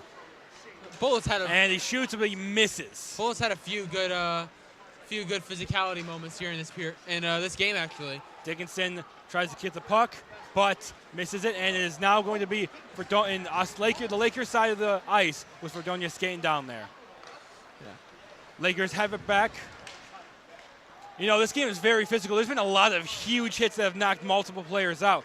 Honestly, that was probably one of the worst ones we've had, but we've definitely had a couple.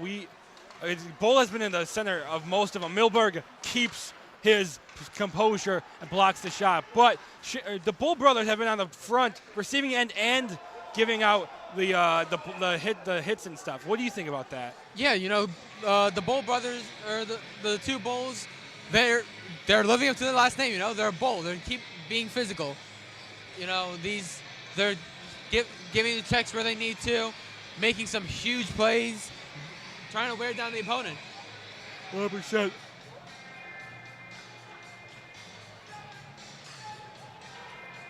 It looks like Connor Slutz will be taking it out, and Fredonia Blue Devils have it. Looks like can Milberg keep his composure, keep it safe? You know, I don't think there even was a shot to get off there because of the defense by Oswego, trying to tie up the opponents. Yeah, absolutely. Jackson Arcane and Daniel Calabufo coming out for the Lakers.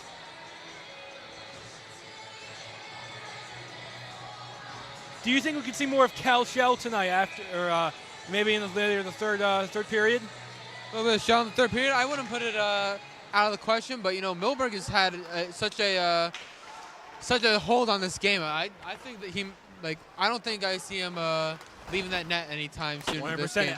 Francis with a huge check there. Looks like the Blue Devils are trying to get some points, but he messes up. Oh, and what a tumble by the captain. Yeah. Warmouth tumbles, which gives Fredonia a chance to score, but they whiff. Very awkward angle there for both Fredonia for the shot and for Milberg. It looks like right now from the arena is 2-1 Geneseo. And Logan Dix saves it once again. There's already another 6 or so shots this period, and you know, Dix has just stood tall, kept his composure, keeping this team in the game. 100%. Looks like Connor Smart will be taking it out again. Can the Oswego Lakers keep their possession, or the Lakers get it? Or will the Blue Devils get it? It looks like the Blue Devils have it in their side. It's trying to skate down, trying to get another point, and a huge shot. But unfortunately, no one was there to receive it, so a stoppage of game. Been quite a few icings here in this game so far. A lot of north and south puck movement.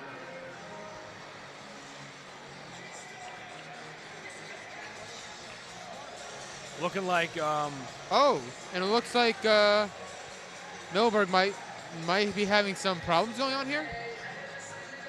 Milberg looks like he needs to refill his water a little bit. He's doing okay though. He'll be okay. Yeah, no.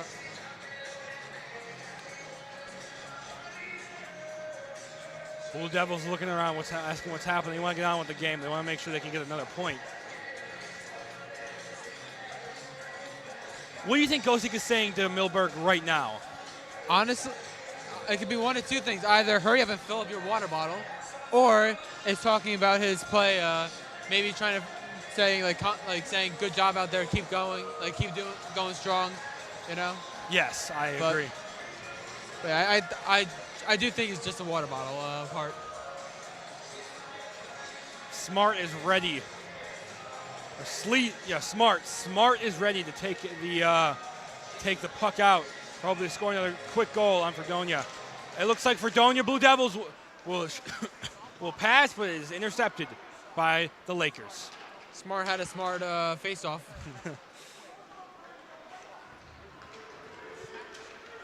Not a good turnover there by the Lakers. It's very slippery on the ice out there, believe it or not. A little bit of bounce off from Barrett, and Milberg saves it. You know, ice tends to be a little slippery, Sammy, you know? Yeah, absolutely. Milberg with a huge save there. I wasn't even sure. I'm not even sure the refs knew if there was a goal or not. But it looks like they saved it just in time. You know, Milberg, honestly, he looks a little slow. He's looking a little bit slow to get up, since going to the bench for a little bit. Maybe something's bothering him. Maybe. For the Lakers, hopefully not. But if they don't, you always have Cam Shell to back him up there. 100% looks like the Lakers kicking it down the ice. Looking to get another goal. Will be backhand pass from A.J. Ryan, and it looks like Lakers will have possession for a little bit longer. Yeah. For all the pressure that has been this period, Dylan Schmidt with a huge check. It looks like it's not going to be any penalty for them. Noah Bull slow to get up there. Huge hit there. I'm not even sure if he's okay, but I'm not sure he was a little disoriented there. Yeah, absolutely. Fredonia is down in Lakers territory, looking to score another goal. Furlonger with the shot. Looks like it's going to be just short. Fredonia has it back, and A.J. Ryan back. Noah Bull, we talked about Noah Bull taking and receiving hits. That was one of the biggest hits I've ever seen in hockey. He looks like he's buried his head and just shoved him into the wall, Chris. And it was definitely a questionable hit there. Maybe it should have been a penalty. Maybe not. I'm not one of the refs, so I couldn't tell you. Absolutely. But, definitely a big hit there. Definitely letting the players play a little bit, maybe a little bit too much. We don't want any injuries here. But Lakers right now looking to score another goal, maybe further their lead with 7 minutes into the period. Looks like Sean Bull trying to get the puck, and it looks like Fredonia Blue Devils will now have possession. Skating down super fast, looking to score in Milberg, and he blocks it. Milberg's been very solid this period. Both goalies, Logan Dick and Milberg, have been excellent goalies. Only one shot, or 3 shots allowed out of 22, and 1 shot allowed out of 13. Milberg being a little bit better than Dick, but that's okay. It's still only second period. Still got one more period left to go. To be honest, both goaltenders are great goalies. It's just a matter of the team that's in front of them. On one end, you have Oswego's elite defense, and on the other hand, you have the Blue Devils, who are unfortunately struggling a little bit to close up their defensive end. Yes. Another shot way above the way above the fan. Looks like a little kid got it. Looks like the Bull is gonna, taking the Bull by the horns again. He's going full out. Yeah. He's really taking a hold of the mentality of that name that he. Yeah. So Dickinson is just holding him there. Oh my gosh. Pin them up against the wall, Sammy. Dickinson just held number 13 Kimball there. Kimball is a huge player for Fredonia. He is on their power play. He has almost scored on them, but it looks like the Blue Devils are very defensive heavy right now. Kimball is there, shoots to Francis. Francis on the Lakers, looking to score another goal. Huge. He's there by himself. It looks like he got just a bit of a slap shot there. And it looks like breakaway here. Milberg with another excellent catch. There's been quite a few breakaways here on Fredonia's end throughout this game so far, but Milberg has stood tall on almost every single one of them. Absolutely. No, it may be a little disheartening to get a shot, and maybe he only gets 1 shot in this entire game, and that'll still be good. But it was 9-0 last year against Fredonia, so maybe it's a little disheartening for Milberg. But looks like both players are wasting no time. Both teams are wasting no time trying to get their puck down the ice. A little bit of a step here for the Lakers. Mm-hmm. Arcane got shoved into the wall. Looks like Lakers weren't sure. Lakers and Blue Devils weren't sure. Oh. Weren't sure. It looks like a shot on goal by number number 8, Quinn Wormuth.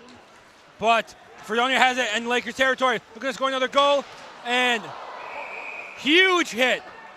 Huge hit. It looks oh like my gosh, it knocked the goal away from where it. Oh, looks like Arkan. Arkan took a huge hit. Looked like he couldn't control where he was going. Knocked the net off. That I'm not even sure he couldn't control where he was going. It was just. No, both the Lakers are doing a great job on their defense right now, but I'm surprised the Blue Devils came out as strong as they did. I was not expecting this from them. What do you think, Chris? I'm sorry, Sam. You're gonna have to repeat that question one more time. The Lakers came out super. Their defense is getting strong, but Fredonia Blue Devils offense is doing an amazing job right now. Connor Sleeth takes it. I mean, Fredonia's defense here has been, while they can't really seem to get it out of their zone, they've been definitely keeping a tight, firm hold on the Lakers here. Absolutely. But right now, Blue Devils have it in Blue Devils territory. Looking to get it out of there. Get it down.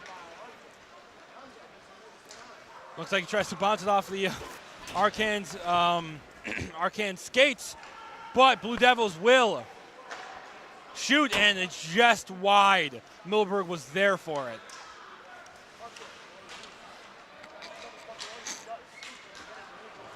Connor Sleeth with a block, with almost shoved it in. Both teams are playing way more aggressive than I thought they would be able to. Oh. Shot just wide while Milberg was incapacitated. Good opportunity there by, by St. Anji. He had a very good opportunity there. Milberg was a little bit tied up. Yeah, was incapacitated a little bit, but just missed it. Again, the pressure will get to you.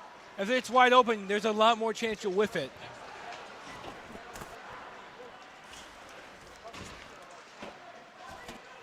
Looks like Connor Smart down there trying to get the puck. But it looks like Drake Semrad will have it down, trying to get it down the ice. Starting to seem like a little bit of a repeat of the first period where Fredonia, in those first 10 minutes, not really like being very aggressive, but all of a sudden now, they're just staying in the Lakers zone. 100%.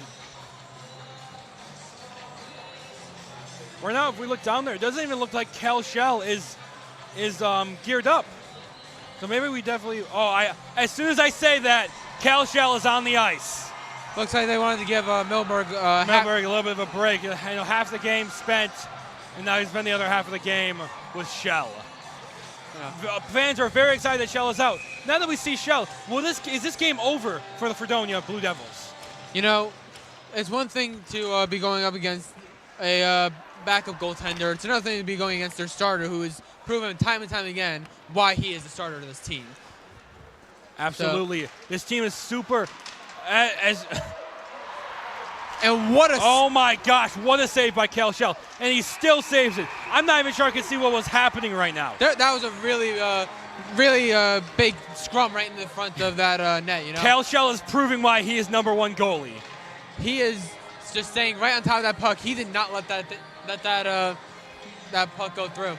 I'm not even sure the players knew what was happening at that point. They couldn't see the puck. All they could see was a dog pile. Looks like Noah Bull trying to take out the puck. And stoppage and play.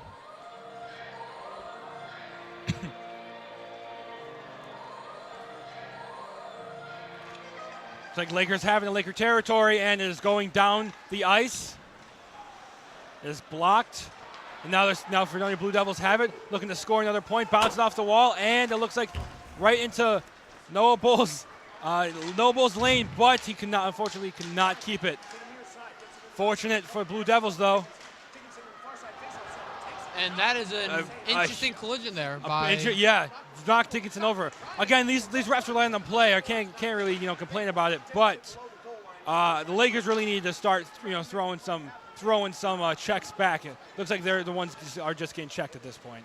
Yeah, Fredonia is just keeping the pressure on them with the physicality here. Dickinson, catches the stray puck, going down the ice right now, looking to score another goal or at least assist. Huge puck Looks like it bounced off the back wall into the audience. Another little gift for the fans there.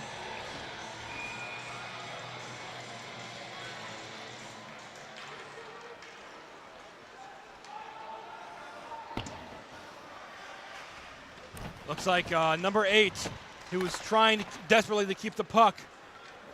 He gets it back. Shane Bull going down the ice, looking to get it back in Fredonia's territory, but Fredonia Blue Devils now have possession of the puck. Blue Devils looking to capitalize here. They have shot more goals in the last quarter than they have the entire game. They've almost shot more. Oh, we're going to throw the mic real fast to talk about the game. Down to you, Mike. Brandon Milberg has made way from the ice, and Cal Shell has wasted absolutely no time in proving his abilities as a goaltender. An impressive double save just moments ago, as well as another save that we just saw, keeps the score 3-1 with just under 8 minutes remaining in the second period. That's all for me. Back to Sammy and Chris. Thanks, Mike. As we see right now, the puck is in Fredonia territory. Looks like a huge skate down to see who can get the puck. Looks like it's going to be a stoppage of game as they face off one more time. Lakers have an astute ability to be able to just get the puck more times than they cannot get the puck. Fredonia Blue Devils can capitalize off the puck drop, but just Blue Devil. Ooh, Cal Shell blocks it. Cal Shell sounds like his alter ego. I know. They're all a bunch of players down on the other side of the ice. Looks like a huge hit. Again, I'm not sure why the refs are just letting them play like this. Somebody's bound to get hurt, but that is beyond me. You know. Looks like Lakers have it in Laker territory. Ooh. A little bounce off the wall. Almost a friendly fire goal there. Yeah, no, that good quick reaction by Shell there. Yeah, absolutely. Reactions are huge. These players are starting to play a little bit dirty, a little bit some hooks and stuff, but the refs aren't seeing it. Oh. You know, Fredonia Devils are looking to score another point by any means necessary. Lakers going down the field. You know, going back very quickly, Sammy. Fredonia Blue Devils trying to score here. Can Cal Shell block it? And he does.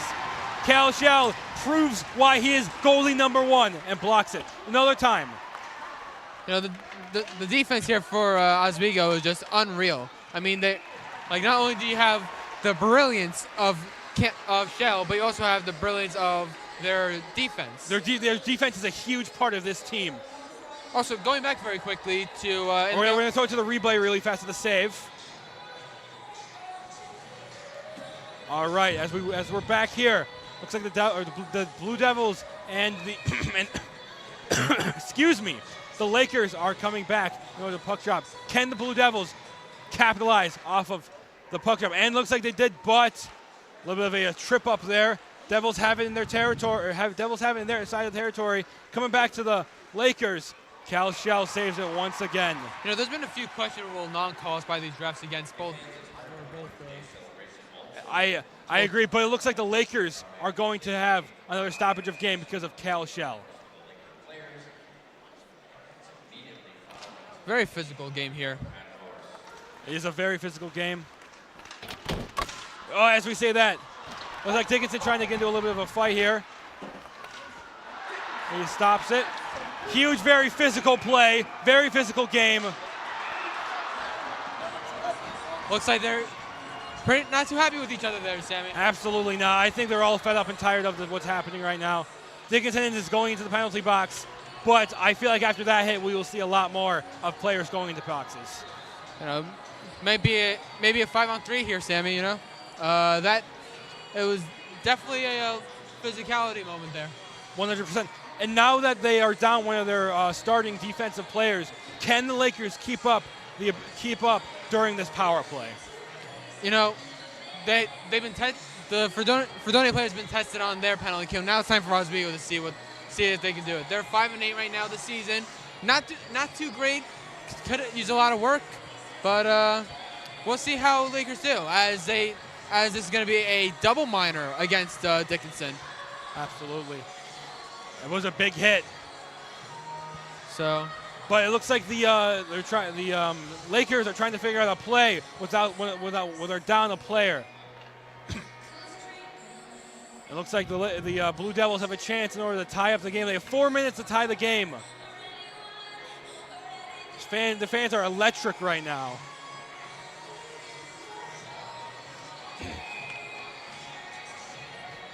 As the game resumes, the Lakers pass it. Lakers pass it to Fredonia Blue Devils, and the Devils have it in their territory. And that is Lakers shoot it down to Fredonia's side. Looks like Logan Dick has the puck. Fredonia Blue Devils now have it back, a little bit of a behind the back pass. Fredonia Blue Devils are trying to capitalize on the power play, which is something that we could not see the Lakers do.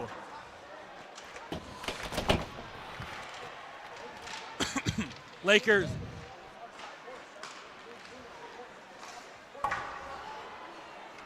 So far, this power play for Fredonia, they haven't really been able to get anything on the net there. Absolutely. If the Fredonia Blue Devils score before it's down to 2 minutes, the penalty will drop to 2 minutes because it is a double penalty. Blue Devils have it on the Lakers side of the ball, and a huge block by Bull. Looks like they're trying to capitalize, but the Lakers are all playing defense at this point. And that is a great clear over there. Great clear. Lakers have some more breathing room, fortunately. Fredonia might be thinking about, we need to get a goal here before it hits 2 minutes, or else so that we can at least try and get a second power play chance going. 100%. The players will. Fredonia Blue Devils are definitely looking to score, but it seems as though the absence of Ryan Dickinson, the Lakers have gotten more aggressive and more defensive without one of their star defensive players, which is a good thing for the Lakers, but a bad thing for Fredonia. As Fredonia shoots, and Cal Shell saves it one more time. The shots are now tied. Oswego 3, Fredonia 1. Both teams have 23 shots on goal. Fredonia's been taking it to Oswego here in this second period. A lot more shots, a lot more pressure. Dickinson is now a normal penalty for Dickinson. 4 minutes is a long time to be out of the game. What do you think is going through his head right now? For what happened there, I'd be not too pleased with myself. I'd be thinking, please let this penalty be killed off so that I don't do too much damage to this team. Woodford down on their side, looking to see what kind of play they're going to run.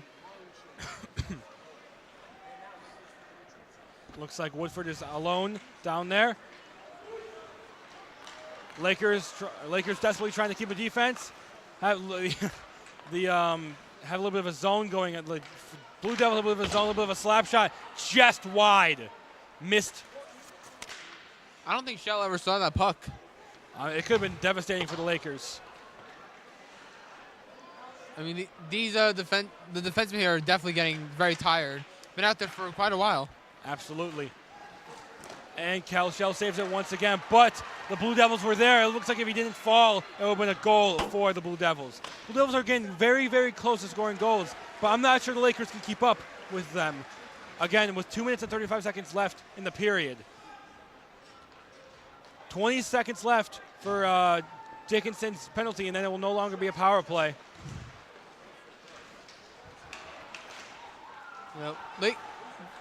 So far in this power play, it's as it's starting to wind down here, they were really good on this penalty kill.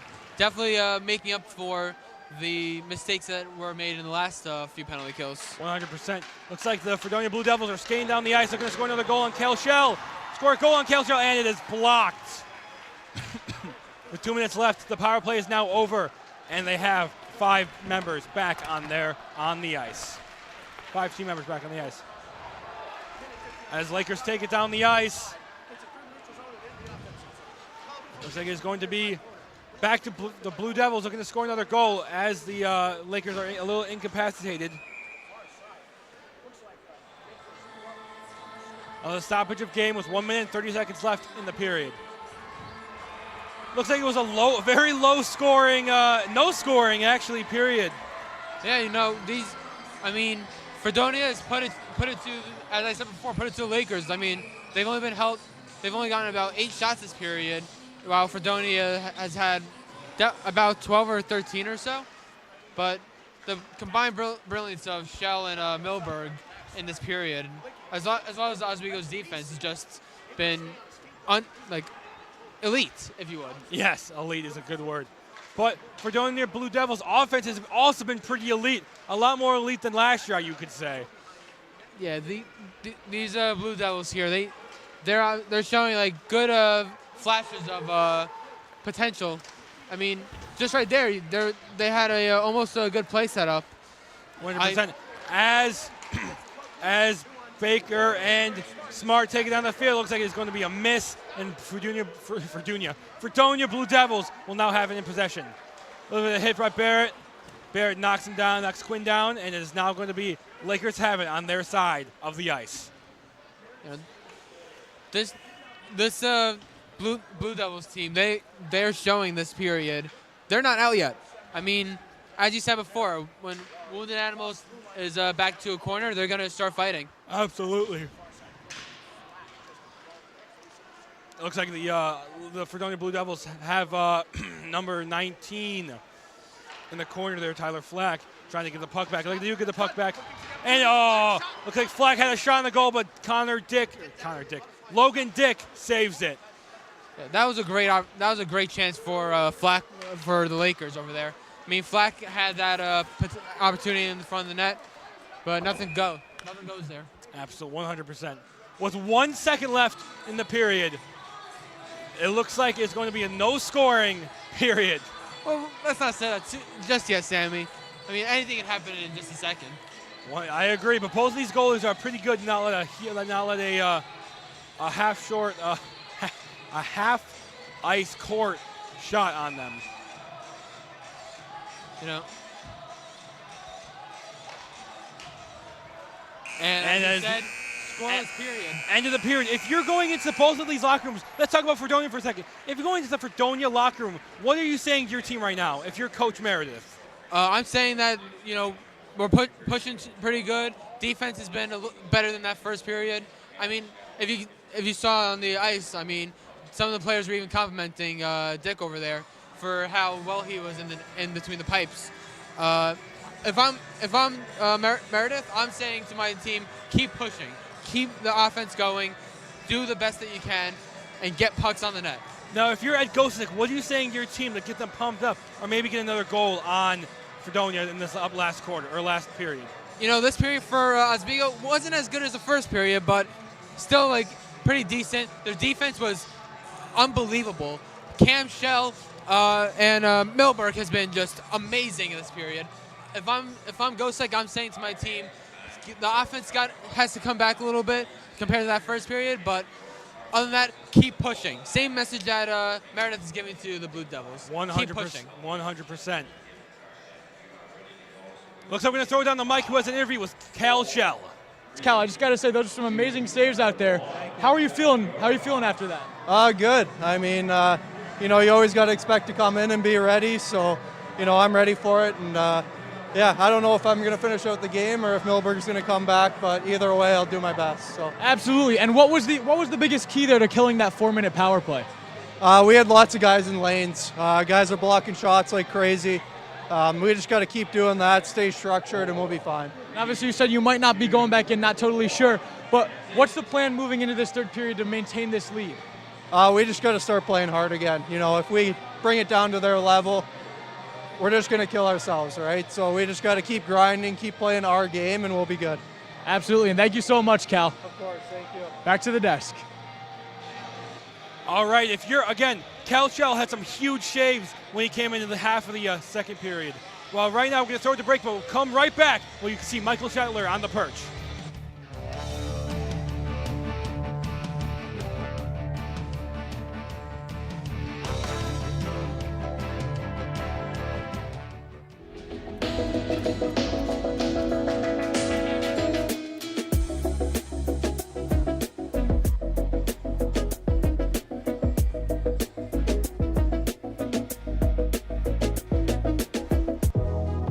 Welcome back to Major Discussions.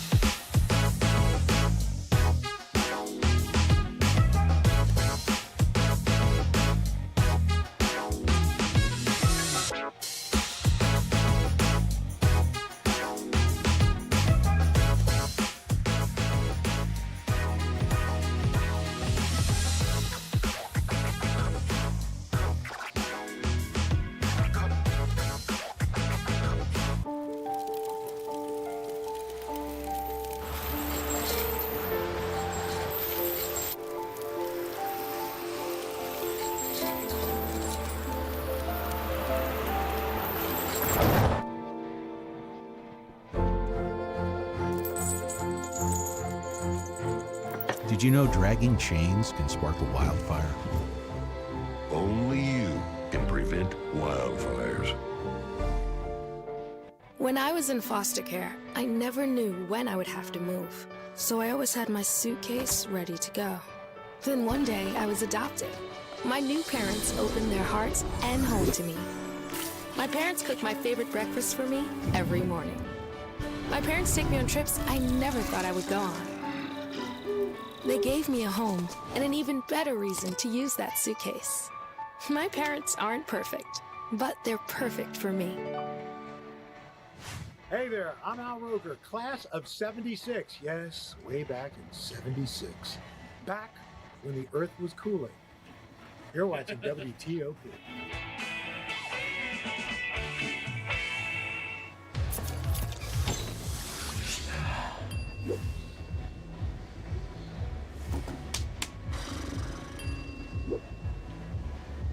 If you need to do something to feel okay to drive, you're not okay to drive. Don't drive buzzed. You're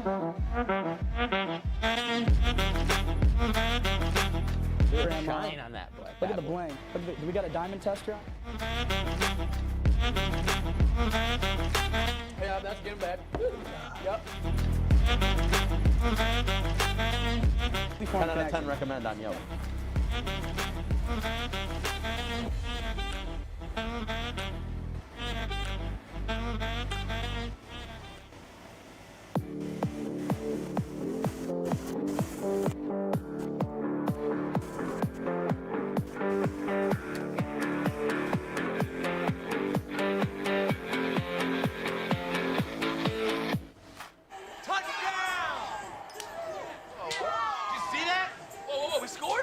We're going to the playoffs. I can't believe I missed that.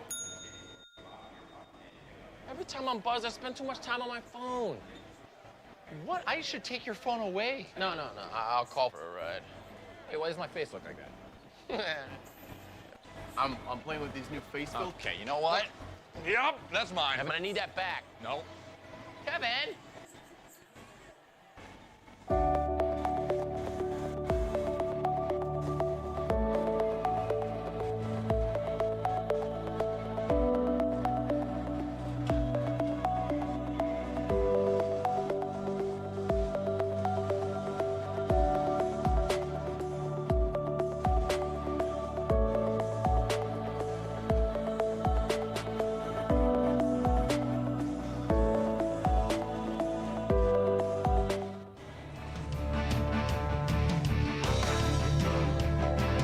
As the Zambonis are riding dirty and the players are getting chippy, we welcome you back to the Perch for the second period intermission.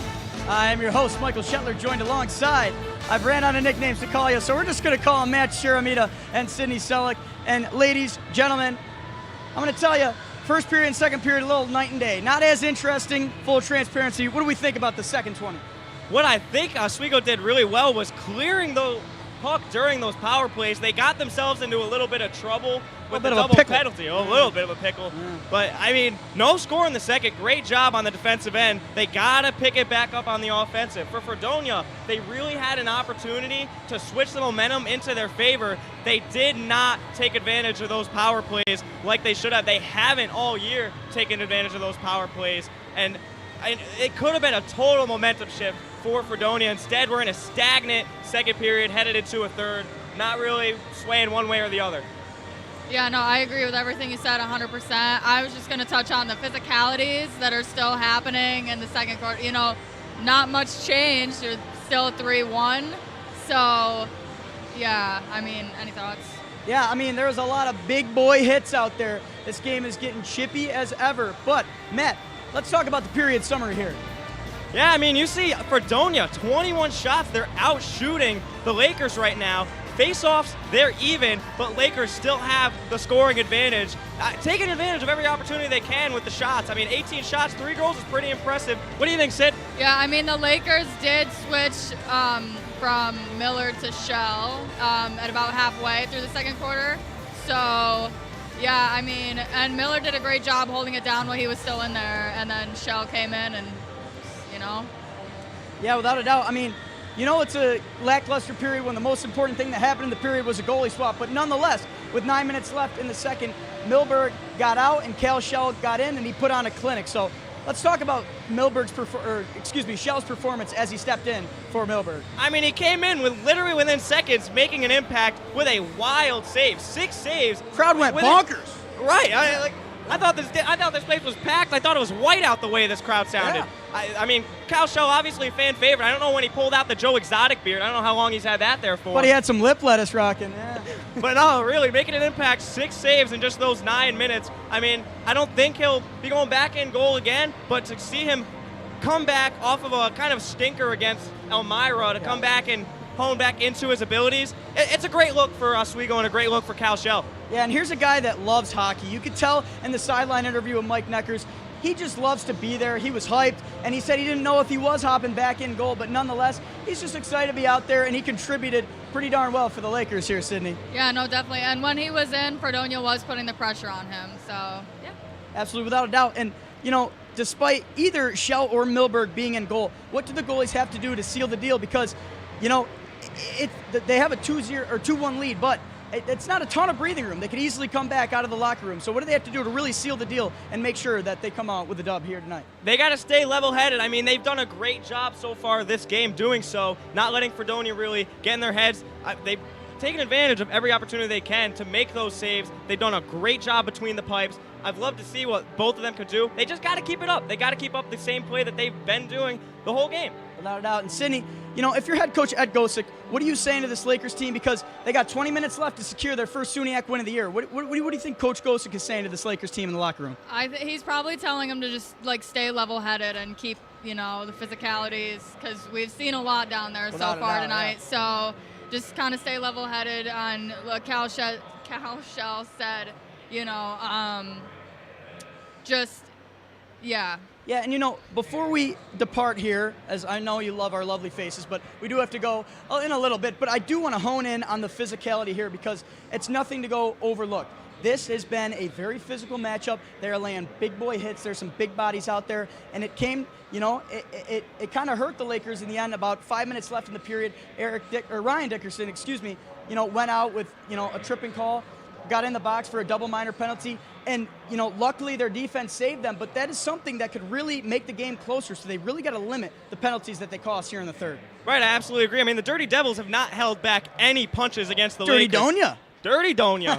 I mean, they're playing like it too, but the Oswego Lakers are nothing short of dirty on their own side. I mean, I made a point where they were doing a good job staying level-headed. Ed Gosick's top thing to say this year is own our ship. It's kind of been the team motto to control the uncontrollables, and they were doing just that. I mean, Ryan Dickinson really showing the frustration with the trip kind of moments after I wrote down those notes. So that's just unacceptable play from Dickinson and from the Lakers. They have to stay level-headed, have to control the uncontrollables. They have to stick to the motto. Absolutely. And Sydney, when you're up by 2 goals, there really isn't a reason why you're laying those big hits. You're trying to prevent penalties that could cost you the lead. So if you're the Lakers going into the third, how can you stop and kind of cool it so they can get out of this game with a win? I think they just, you know, going back to, like, being level-headed, they need to just, you know, kind of, I wouldn't say, like, take their time, but at least take time to, like, make sure they're not just sending it up to nobody. They're making their passes and getting it to a player. Absolutely. And our score predictions, Sydney's is out the door, but ours, well, you never know. You never know. Yours is looking most promising right now, but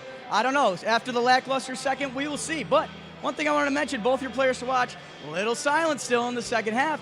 We'll see. We'll see. Time will tell. You got any expectations for Flack?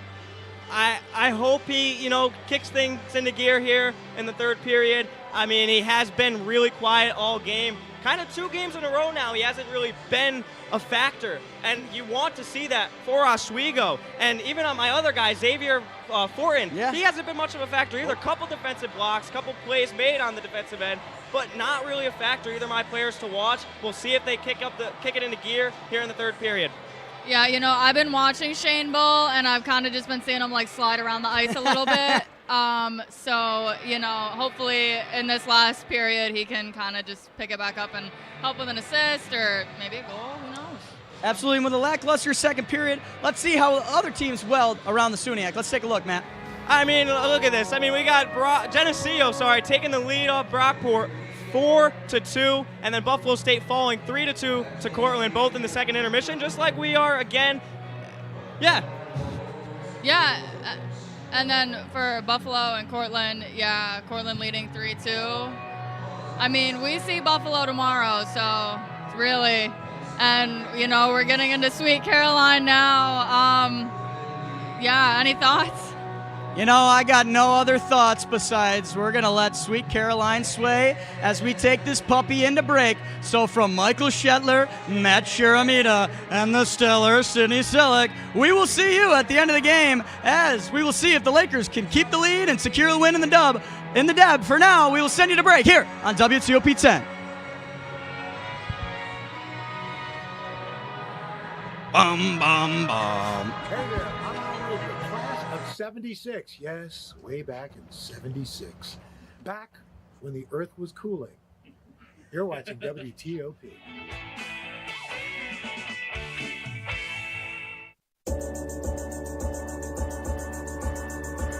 The Kinda Late Show with Chloe and Anna.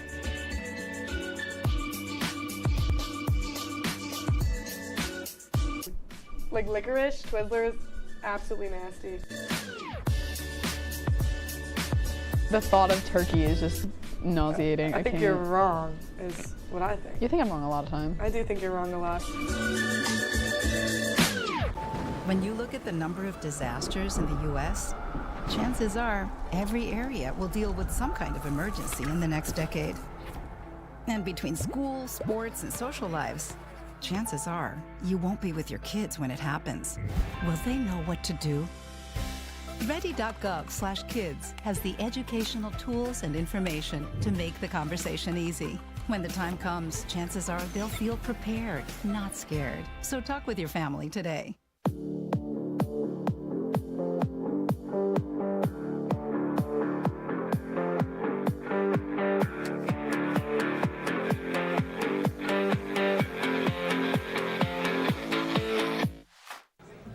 Put the keys down, Kevin. But I'm gonna drive home. There are several warning signs present that you shouldn't be driving. I guess I have really been looking for love in this dating app. Yep, I'm definitely gonna call a ride home.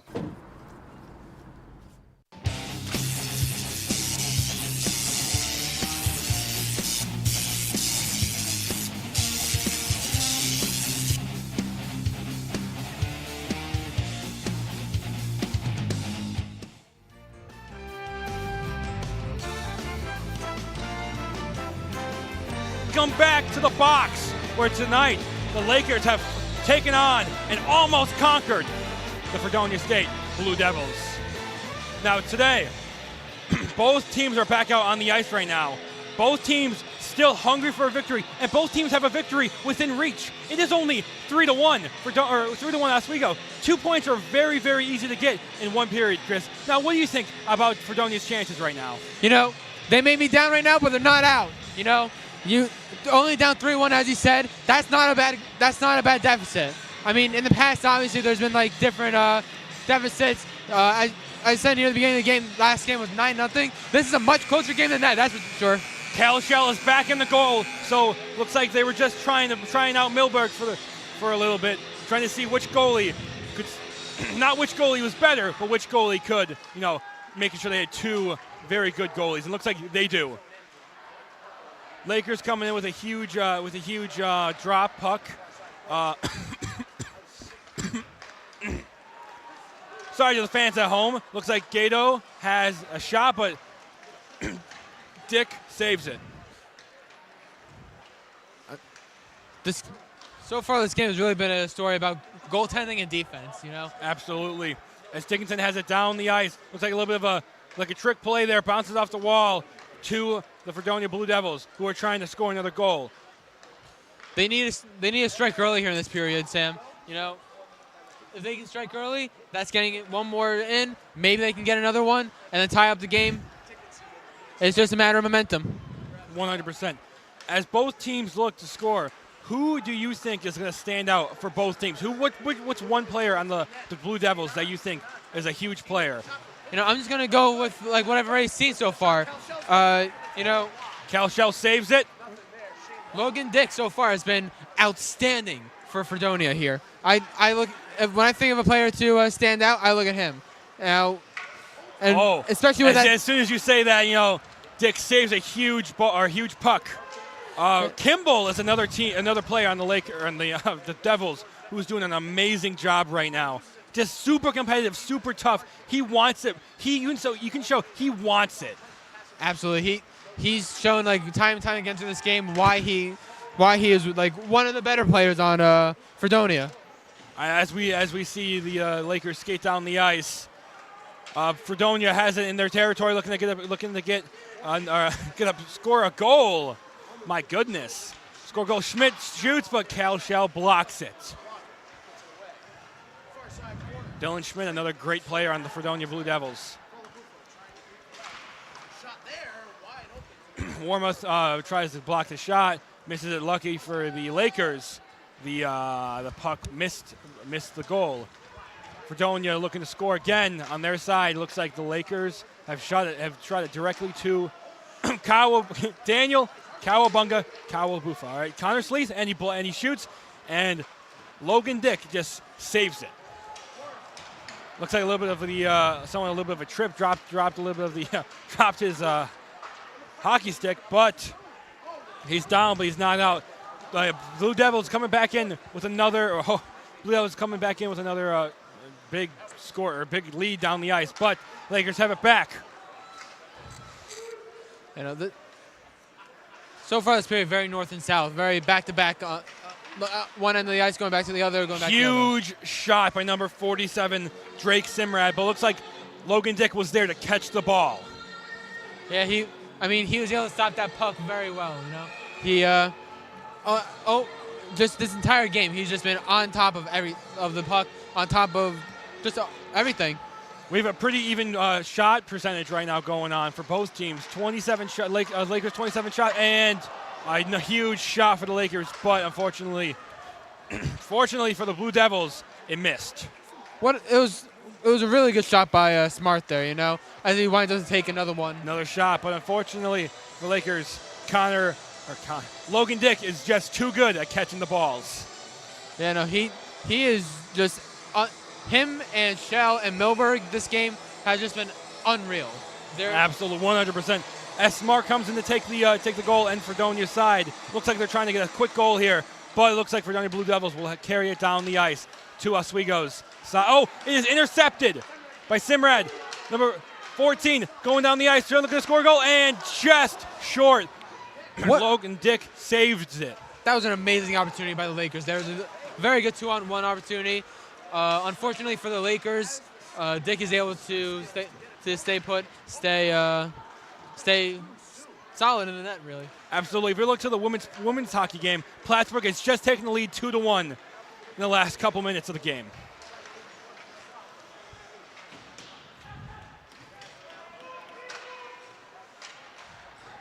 Quinn for the Fredonia Blue Devils shoots it to Baker. 74, Dickinson trying to get it down the ice. Looks like he's shooting a little bit of a shooting game going on. Dick is outside of the goal, which could be a lot bad news for the Devils. But unfortunately for them, the Lakers took a little bit of time back. AJ Ryan to shoot, and AJ Ryan shoots a great shot, but fortunately, Logan Dick was there for the save.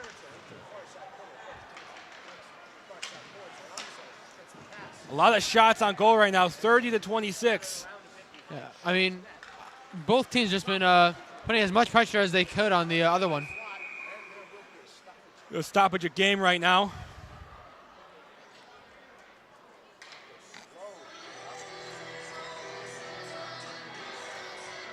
Oh, looks like it's going to be a penalty for the Blue Devils. Looks like the Lakers now have a chance to get a good power play. But if we know the Lakers, they aren't the best at keeping or getting capitalizing on their power play.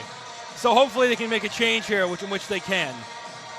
If the Lakers score here, I think it'll be one of the final nails in the coffin for Fredonia. But Fredonia may be down, but they're not out. Fredonia, a very good team. A good team this year. 9-0. You're definitely showing that the 9-0 might have been a fluke last year. I mean, absolutely. You know, with any matchup, it's going to be like sometimes you're just going to have those off games. It may have been that last game where they lost 9-0. Sleep takes into the corner. It might have been one of those fluke games, but I mean, as you see here, Fredonia is just their penalty kill is unreal at the moment. Calshell stops the puck with his hockey stick. Looks like the Lakers are trying to get a little bit of a power play going here, and he looks like he almost knocked out of his stick, but it looks like the Fredonia Blue Devils are going to get.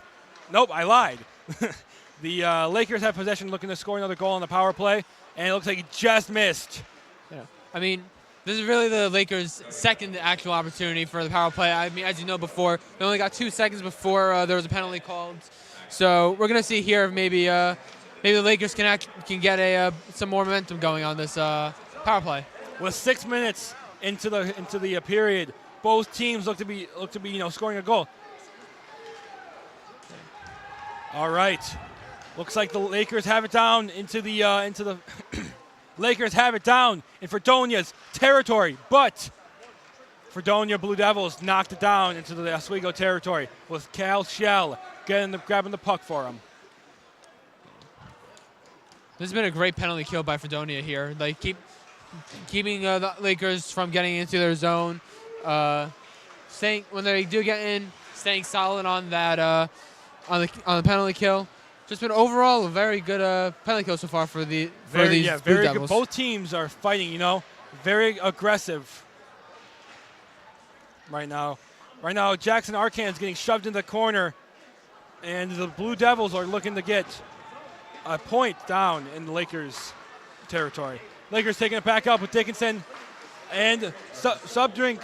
And it looks like the power play is over, and the Lakers could not capitalize on their power play, which makes it 2-13.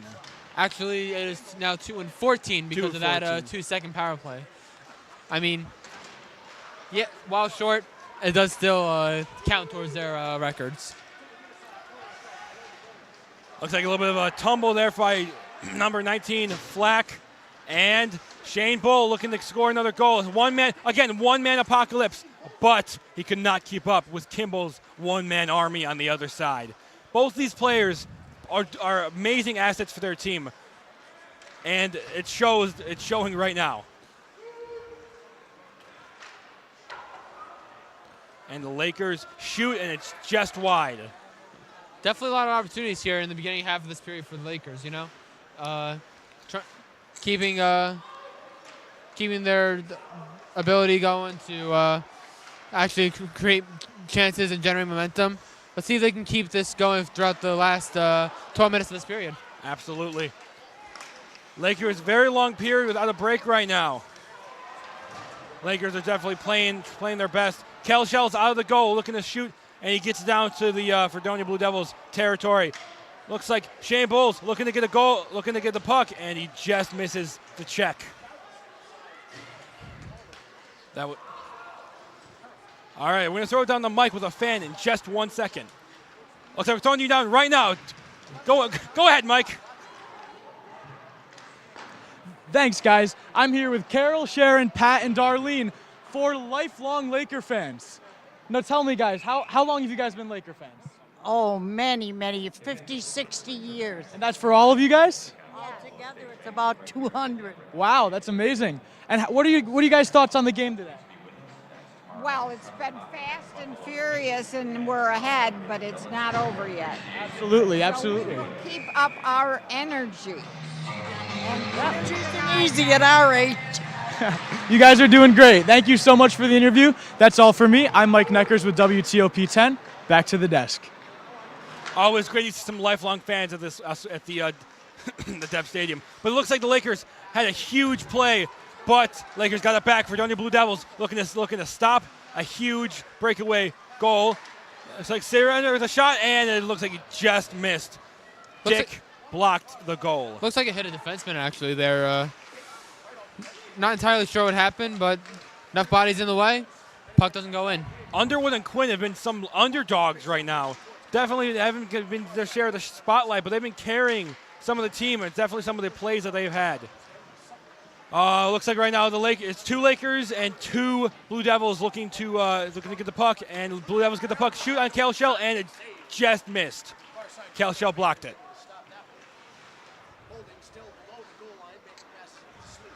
Sleeth passes it up on just under the Blue Devils territory. Is shot into the Blue Devils territory, and now Blue Devils have possession in the Oswego territory.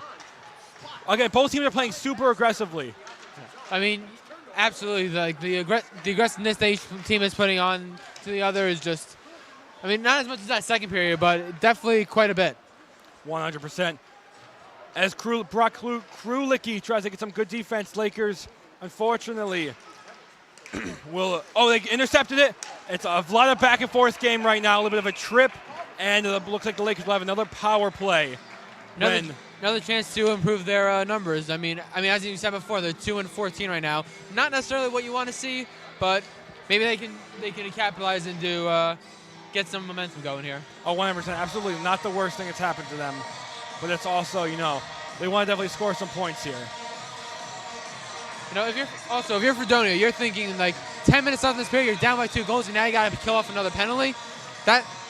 Honestly, that could be a little bit of a momentum breaker for these Blue Devils here. As it's shown, Sean Bull got the puck, and it is now Lakers with Dickinson trying to get an assist. Shane Bull. And that is a third gift for the fans there tonight. With the puck going to the puck's getting shot above all the nets. Shane Bull taking the puck again. He gets it, shoots it to Dickinson. Gatto loses track of the puck. It looks like he flies through the air one more time. Onto Oswego's territory.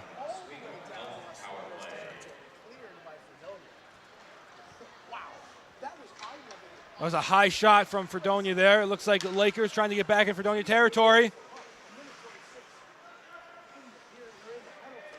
With 9 minutes left in the period, it looks like the Lakers are trying to take it more slow, make sure they're ahead when it comes down to the last couple minutes of the game.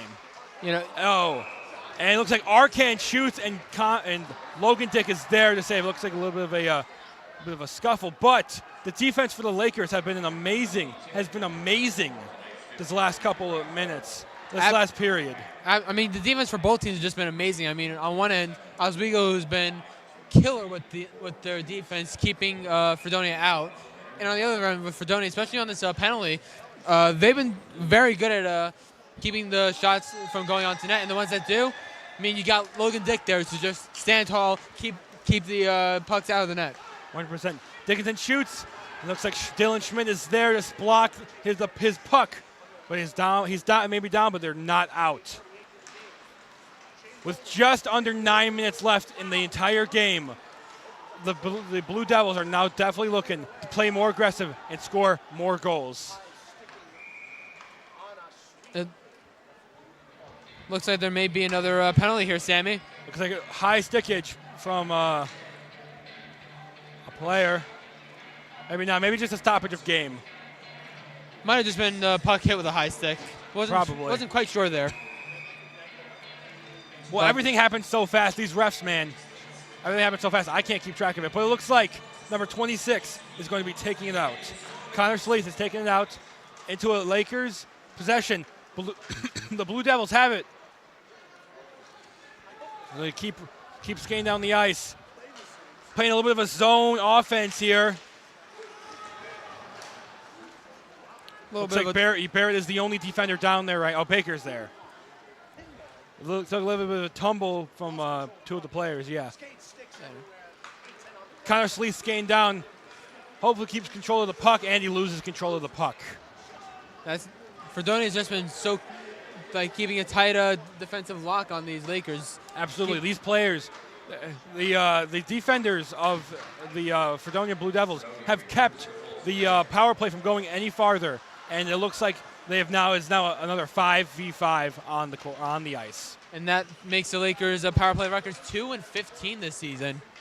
I mean, it's still very early in the season, but it's not what you want to see going into the first couple games. Absolutely not. I mean, yes, they have the lead, but these lost chances on these power plays, it's gonna come back to haunt them soon. 100%. As a huge dog pile with the Lakers and the Blue Devils. Lakers have possession of the puck for the time being, skating it down to the territory.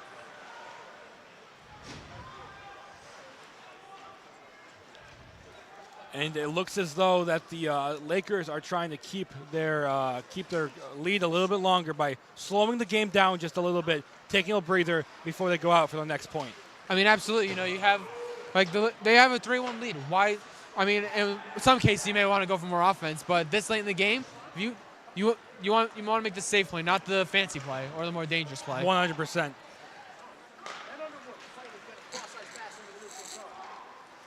As the Lakers trying to defend, looks like it's going to be a little bit of a power struggle here. Blue Devils have it in their territory. Looks like they're going to shoot it down to the other side. It's just blocked, and it is blocked. A shot by number 14, blocked, and by Logan Dick. And now it is time for the Lakers to slow it down, maybe just a little bit longer. Connersley shoots, and again, it is saved. That makes the shots 32-28. Oswego's period has just put a nice little pressure on Fredonia here just to keep them from potentially coming back. I mean, you only got about 6 minutes left. Fredonia is at this point might be panicking a little bit here. Absolutely. Definitely a little bit of panic. With just under 6 minutes left in the entire game, it is slowly becoming more and more unlikely that they can get 2 goals.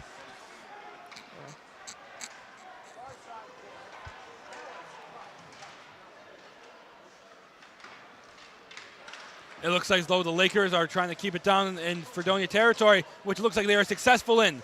Francis with Kawabufa, and he shoots and he misses. Cowabunga, Kawabufa, Cow misses, sadly. Lakers are doing a great job of keeping it down there, keeping it off, keeping on the offense, keeping the defense on their toes. It looks like another shot, and it is blocked. With just under 5 minutes left, the Lakers are slowly but surely securing their victory. Flack with the carry. Lost a little bit of the possession with the puck. Looks like they're trying to keep the ball in their territory while the Fredonia Blue Devils are. Oh, shot to Gatto, and Sean Bowe loses control of the puck.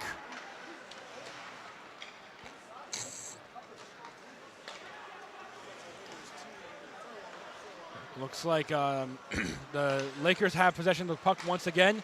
Blue Devils definitely trying to keep possession. It looks like there'll be a stoppage of game.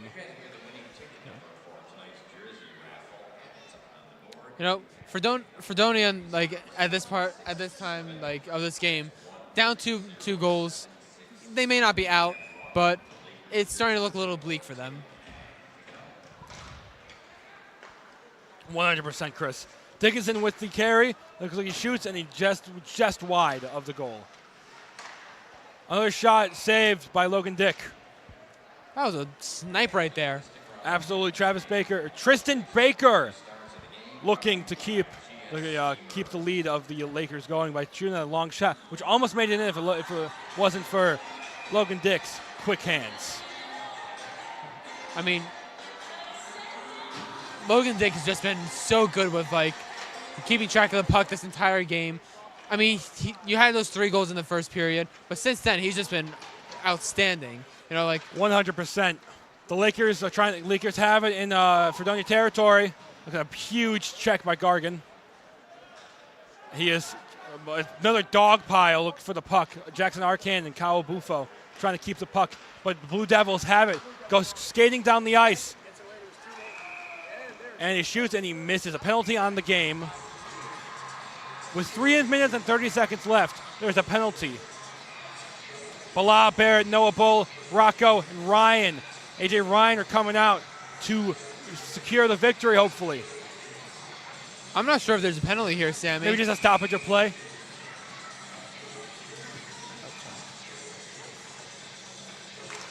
Bull is a huge asset to the team right now, taking most of the puck drops. Huge save by Cal Shell.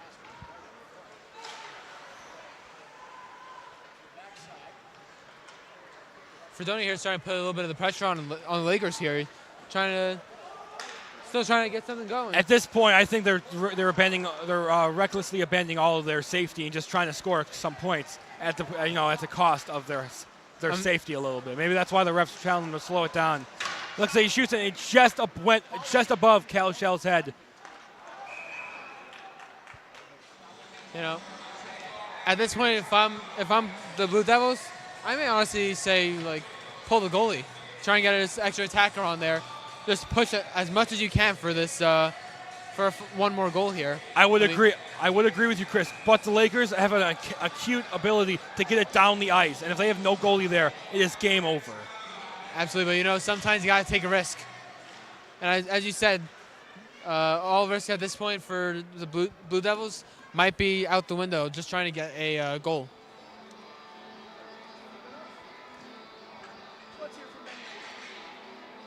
The Blue Devils versus Lakers. Lakers have always or mostly gotten the puck, but it looks like the Blue Devils have gotten it. Shoots, and it's just wide of the goal. Cal Shell knocks it away.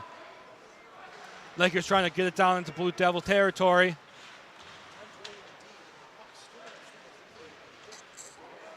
If you look down the ice, you can see Dick getting ready to maybe start heading to the bench to get pulled.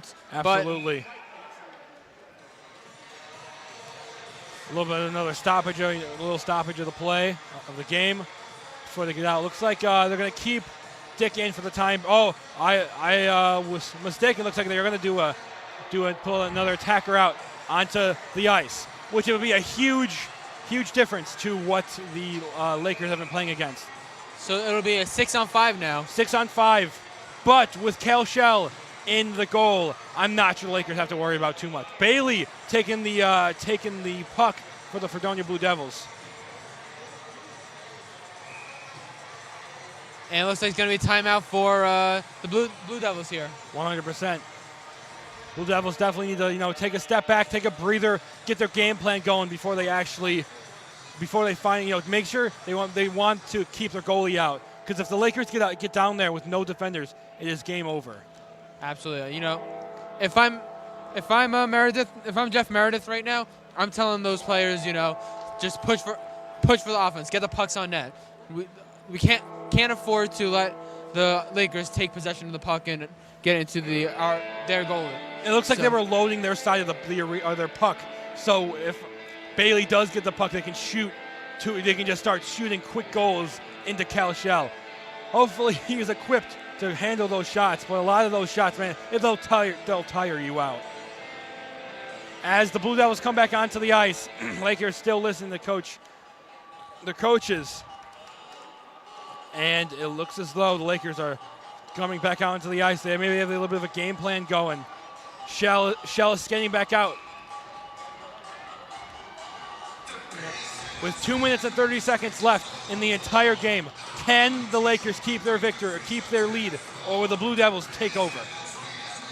Just got to keep tight defense here in order to keep this lead. The Blue Devils have it. Looks like Blue Devils will have it. Cal Shell shots, and it's just wide. Far side, and it looks as though the Lakers. Oh, the Lakers just missed. It looks like the stick got caught up in number 8. Looks like there's going to be Flack is a little upset. It got caught up in Xavier Fortin's hand. It looks as though maybe he grabbed it a little bit. Maybe he didn't want the goal, but they're not calling it like that. Flack's look a little upset about that. And it looks as though they're taking the goalie back out after that. The refs are talking right now, maybe talking about how he did grab his stick.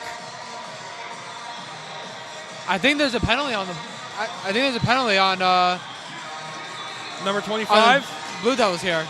Alonzo.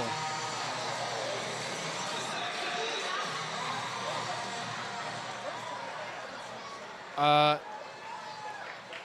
power play going. We know the Lakers though, they are not very good at capitalizing, but it doesn't mean that won't happen. Wait, I think they gave Oswego the goal there. Oh, they did give him the goal. It looks like that penalty on the number 25, and Lakers got the goal because he held the stick. It is now 4-1 Oswego Lakers. I think that was the final nail in the coffin for that. And goal by number 19, Tyler Flack, everybody. That line has just been amazing this game, you know? And to get to seal the game away with that goal, that must be a very 100%. Flack's third goal of the game, I believe. He is an absolute unit on the ice tonight. Of the year. I'm sorry, not of the game, the year. Flack has just been unreal so far. Unreal. They have so many good members of this team. I mean, you know, this is senior year. You know, he's trying to make a bang before he goes out. Absolutely, another shot saved by Logan Dick, but he has it back. He's not giving up. They want one more goal before the game is over. Sean Bull shoots and he misses, and he gets blocked by Logan Dick. Fredonia Blue Devils shoot it down. Cal Shell is out of the goal. Maybe Cal Shell will want to get in on the goal action, you know? 100%. Dickinson with the carry, slowly but surely making his way down, and Barrett is skating down the ice. Fredonia Blue Devils looking to score another goal. With under 1 minute left, it looks as though the Lakers have won this game. But I've seen bigger miracles happen before. You know, Lakers definitely just trying to score maybe one more point before the game is over. But with 45 seconds left, and the Blue Devils do not want to let any more points in. I mean, at this point, this game might as well be sealed. But as you said before, the Lakers looking maybe to get one more goal here, just because, you know. Well, again, it is the first game of the SUNY Conference for the Lakers, and for both teams actually. So again, they want to make a statement victory here that they're not to be trifled with, both teams. But definitely, the Blue Devils are showing that they're not the team they were last year. That they are an actual team and they are here to compete. With 10 seconds left, it looks as though the game is over. It was 4-1. 4-1 Lakers. Lakers win against the Fredonia Blue Devils. And that puts their record for the SUNY for 1-0 in the win column. 100%. It is now 1-0. Hopefully Lakers can keep this game up. Lakers are celebrating a lot. Now, if you're Coach Meredith, what are you saying to your boys to get their hopes up? You know, after that first period, after those first 3 goals, they played a very solid game. You know, defense was superb. Goaltending was amazing. For Fredonia, it was just one of those games. You know, I wouldn't say it was a fluke, but you know, they have the potential, and I truly believe that maybe not this year, but in like a year or two, they're going to be a force to reckon with. Absolutely. And if you're Coach Godak, what are you telling the Lakers when they go into the locker room? Are you saying good job, or are you saying that this is just the beginning? It's just the beginning, you know. I mean, obviously, you do want to say like good job to your team, because at the end of the day, you did do a very good job with the pressure and the offense, and even like defense. Cal Shell was amazing. Mailberg was amazing. But you know, you gotta remind the players this is just the first game of the SUNY. I mean, we're gonna see the Lakers back here tomorrow again against Buffalo State. 100%. And that team is that again. Fredonia Blue Devils are definitely a team in a couple years we reckon with, but the Buff State will definitely a team that's going to give the Lakers a run for their money right now. Lakers are trying to come celebrate their win a little bit. But, again, it is not over. It is a long season. And if they want that SUNYAC championship, they're going to have to fight for it. Absolutely. Fredonia is just the first of many different matchups that we're going to see this season. So, but for the Lakers, I think that they're very happy that they start off this SUNYAC conference matchup strong with the win. 100%. And if you're the goalies, both goalies did a fantastic job. All right, we're going to send it down the mic with Coach Gosick right now. I'm here with Lakers coach Ed Gosick. Coach Gosick, a hard-fought game tonight. What gave the Lakers the edge? Well, I think we got off to a good start, obviously, in the first period with the 3 goals. And, we were uncharacteristically, just our puck management in the second period wasn't what we wanted. And in the third period, hey, they played hard. They're a good team. Thought their goalie made some very good saves, as did Cal Shell coming in. When Millsy cramped up. So getting 3 goals from our defense, obviously a positive tonight. So power play was good enough with the 1, and, getting the 4-on-4 goal was huge for us. Absolutely. And can you walk us through what happened on that 4th goal for you guys? I just think, with it, the opportunities that we had with them holding, is with a goalie pulled is an automatic goal. The rules changed in the past. You can haul a guy down, but now with an empty net, on a clear goal situation, the goal is awarded. Same way as they threw their stick. And one last question. How are you feeling about tomorrow's game versus Buffalo State? Well, we need to be better, right? It's not always about the score and the outcome as far as how we played. And tonight, just for whatever reason, we got the early lead, and then I didn't feel that we played the right way. So we need to clean up some areas, and, Buff State will be tough on the road. I'm not sure their outcome tonight, but in the SUNYAC, every given night, you got to come ready to compete, ready to bring your A game. And, we learned our lesson last weekend, and short turnaround for tomorrow. Absolutely. Thank you so much, Coach Gosick. That's all for me. We'll send it back up to the booth with Chris and Sammy. Thank you very much for listening. We're going to send it over to Mr. Shetler and Matt and Sydney, but right after this break, I should say. Hey there, I'm Al Roker, class of 76. Yes, way back in 76. Back when the earth was cooling. You're watching WTOP.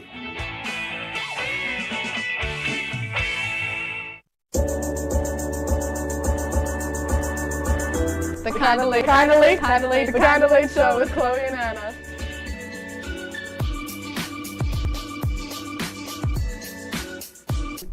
Like licorice, Twizzlers, absolutely nasty. The thought of turkey is just nauseating. I think you're wrong, is what I think. You think I'm wrong a lot of times. I do think you're wrong a lot. When you look at the number of disasters in the U.S., chances are every area will deal with some kind of emergency in the next decade. And between school, sports, and social lives, chances are you won't be with your kids when it happens. Will they know what to do? Ready.gov/kids has the educational tools and information to make the conversation easy. When the time comes, chances are they'll feel prepared, not scared. So talk with your family today.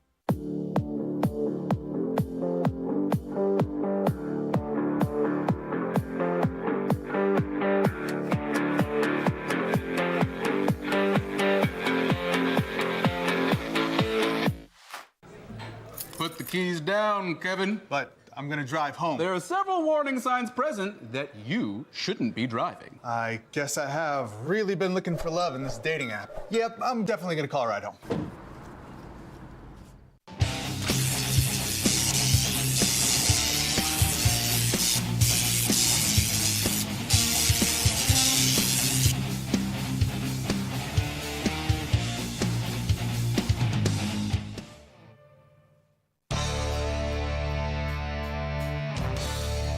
Almost closing time here on the Perch as we welcome you to the final and post-game show here on The Perch. I am your host, Michael Shetler, joined alongside some old faces and some new faces. Matt Shiramita, Sydney Selleck, and our very own sideline reporter, Mike Neckers. How we doing, and how do we feel? The Lakers come off a 4-1 victory here in the Deb tonight. They got it done, and they got their first SUNYAC victory. And our new guest, Mike, we'll start with you. How we feeling? You know, I think the Lakers started out really strong, and that just set the pace for the game. They took that lead, and they did not lose it. You know, I agree. Definitely everything you said. And the game was pretty physical. So, just them being able to hold it up and keep Fredonia out was great. I feel happy that my player of the watch ended up getting a goal. I thought I was going to pull out of the Don's drive-thru without my Flackinator meal. I thought I was going to open the bag up, get a couple napkins, and be on with my day. But no, they remembered the big Flack meal. You got yourself a big Flack. Absolutely. And, the one thing I want to say, all jokes aside, is this game is a lot closer than I feel like people expected.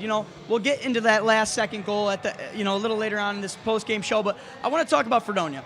Coming off a 9-0 pummeling loss last game, and now only losing by 3 goals in this affair. Matt, what can you tell us about the heart that Fredonia showed, and overall just a gritty matchup between the two competitors? I mean, yeah, it's obviously a very different team. A lot of grit, as you said. They are still that physical team. They just seem a lot more confident coming into this year. They have a lot of freshman additions. I think they're really helping boost the team morale.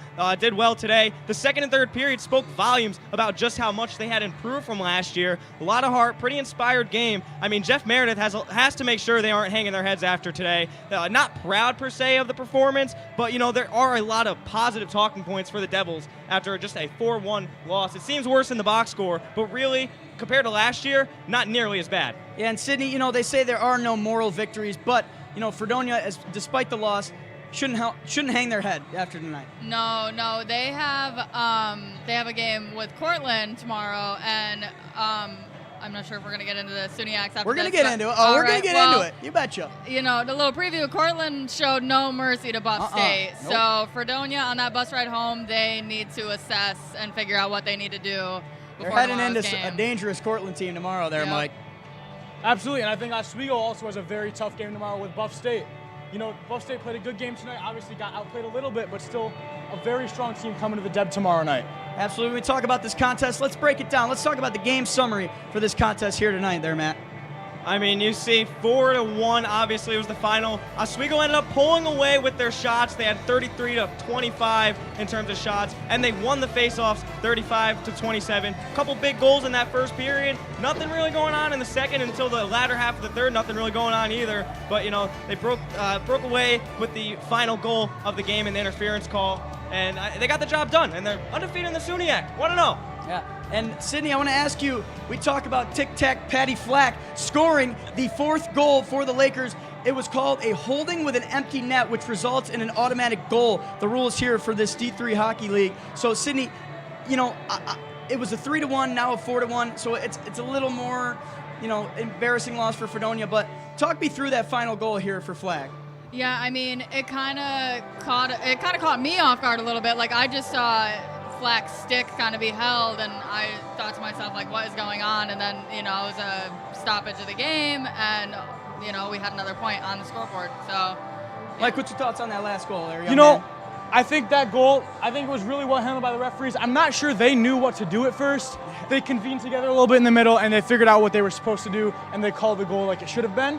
And I think it's just desperation from Fredonia's defense. Obviously, there's no goalie in the net, so the guy did what he had to do, and he almost got away with it, but not quite. And I mean, that was the right call. And another thing that was undisputed was the physicality tonight. Both teams showed no mercy. It was a little more of a lighthearted, back and forth in the third, a little less pushy, shovey. But, throughout the entirety of the contest, it was a brutal physical beatdown by both teams who were hungry for the win there, Matt. I mean, yeah, you saw a lot of it. And both of these teams are kind of notorious for that being their level of game, is being physical.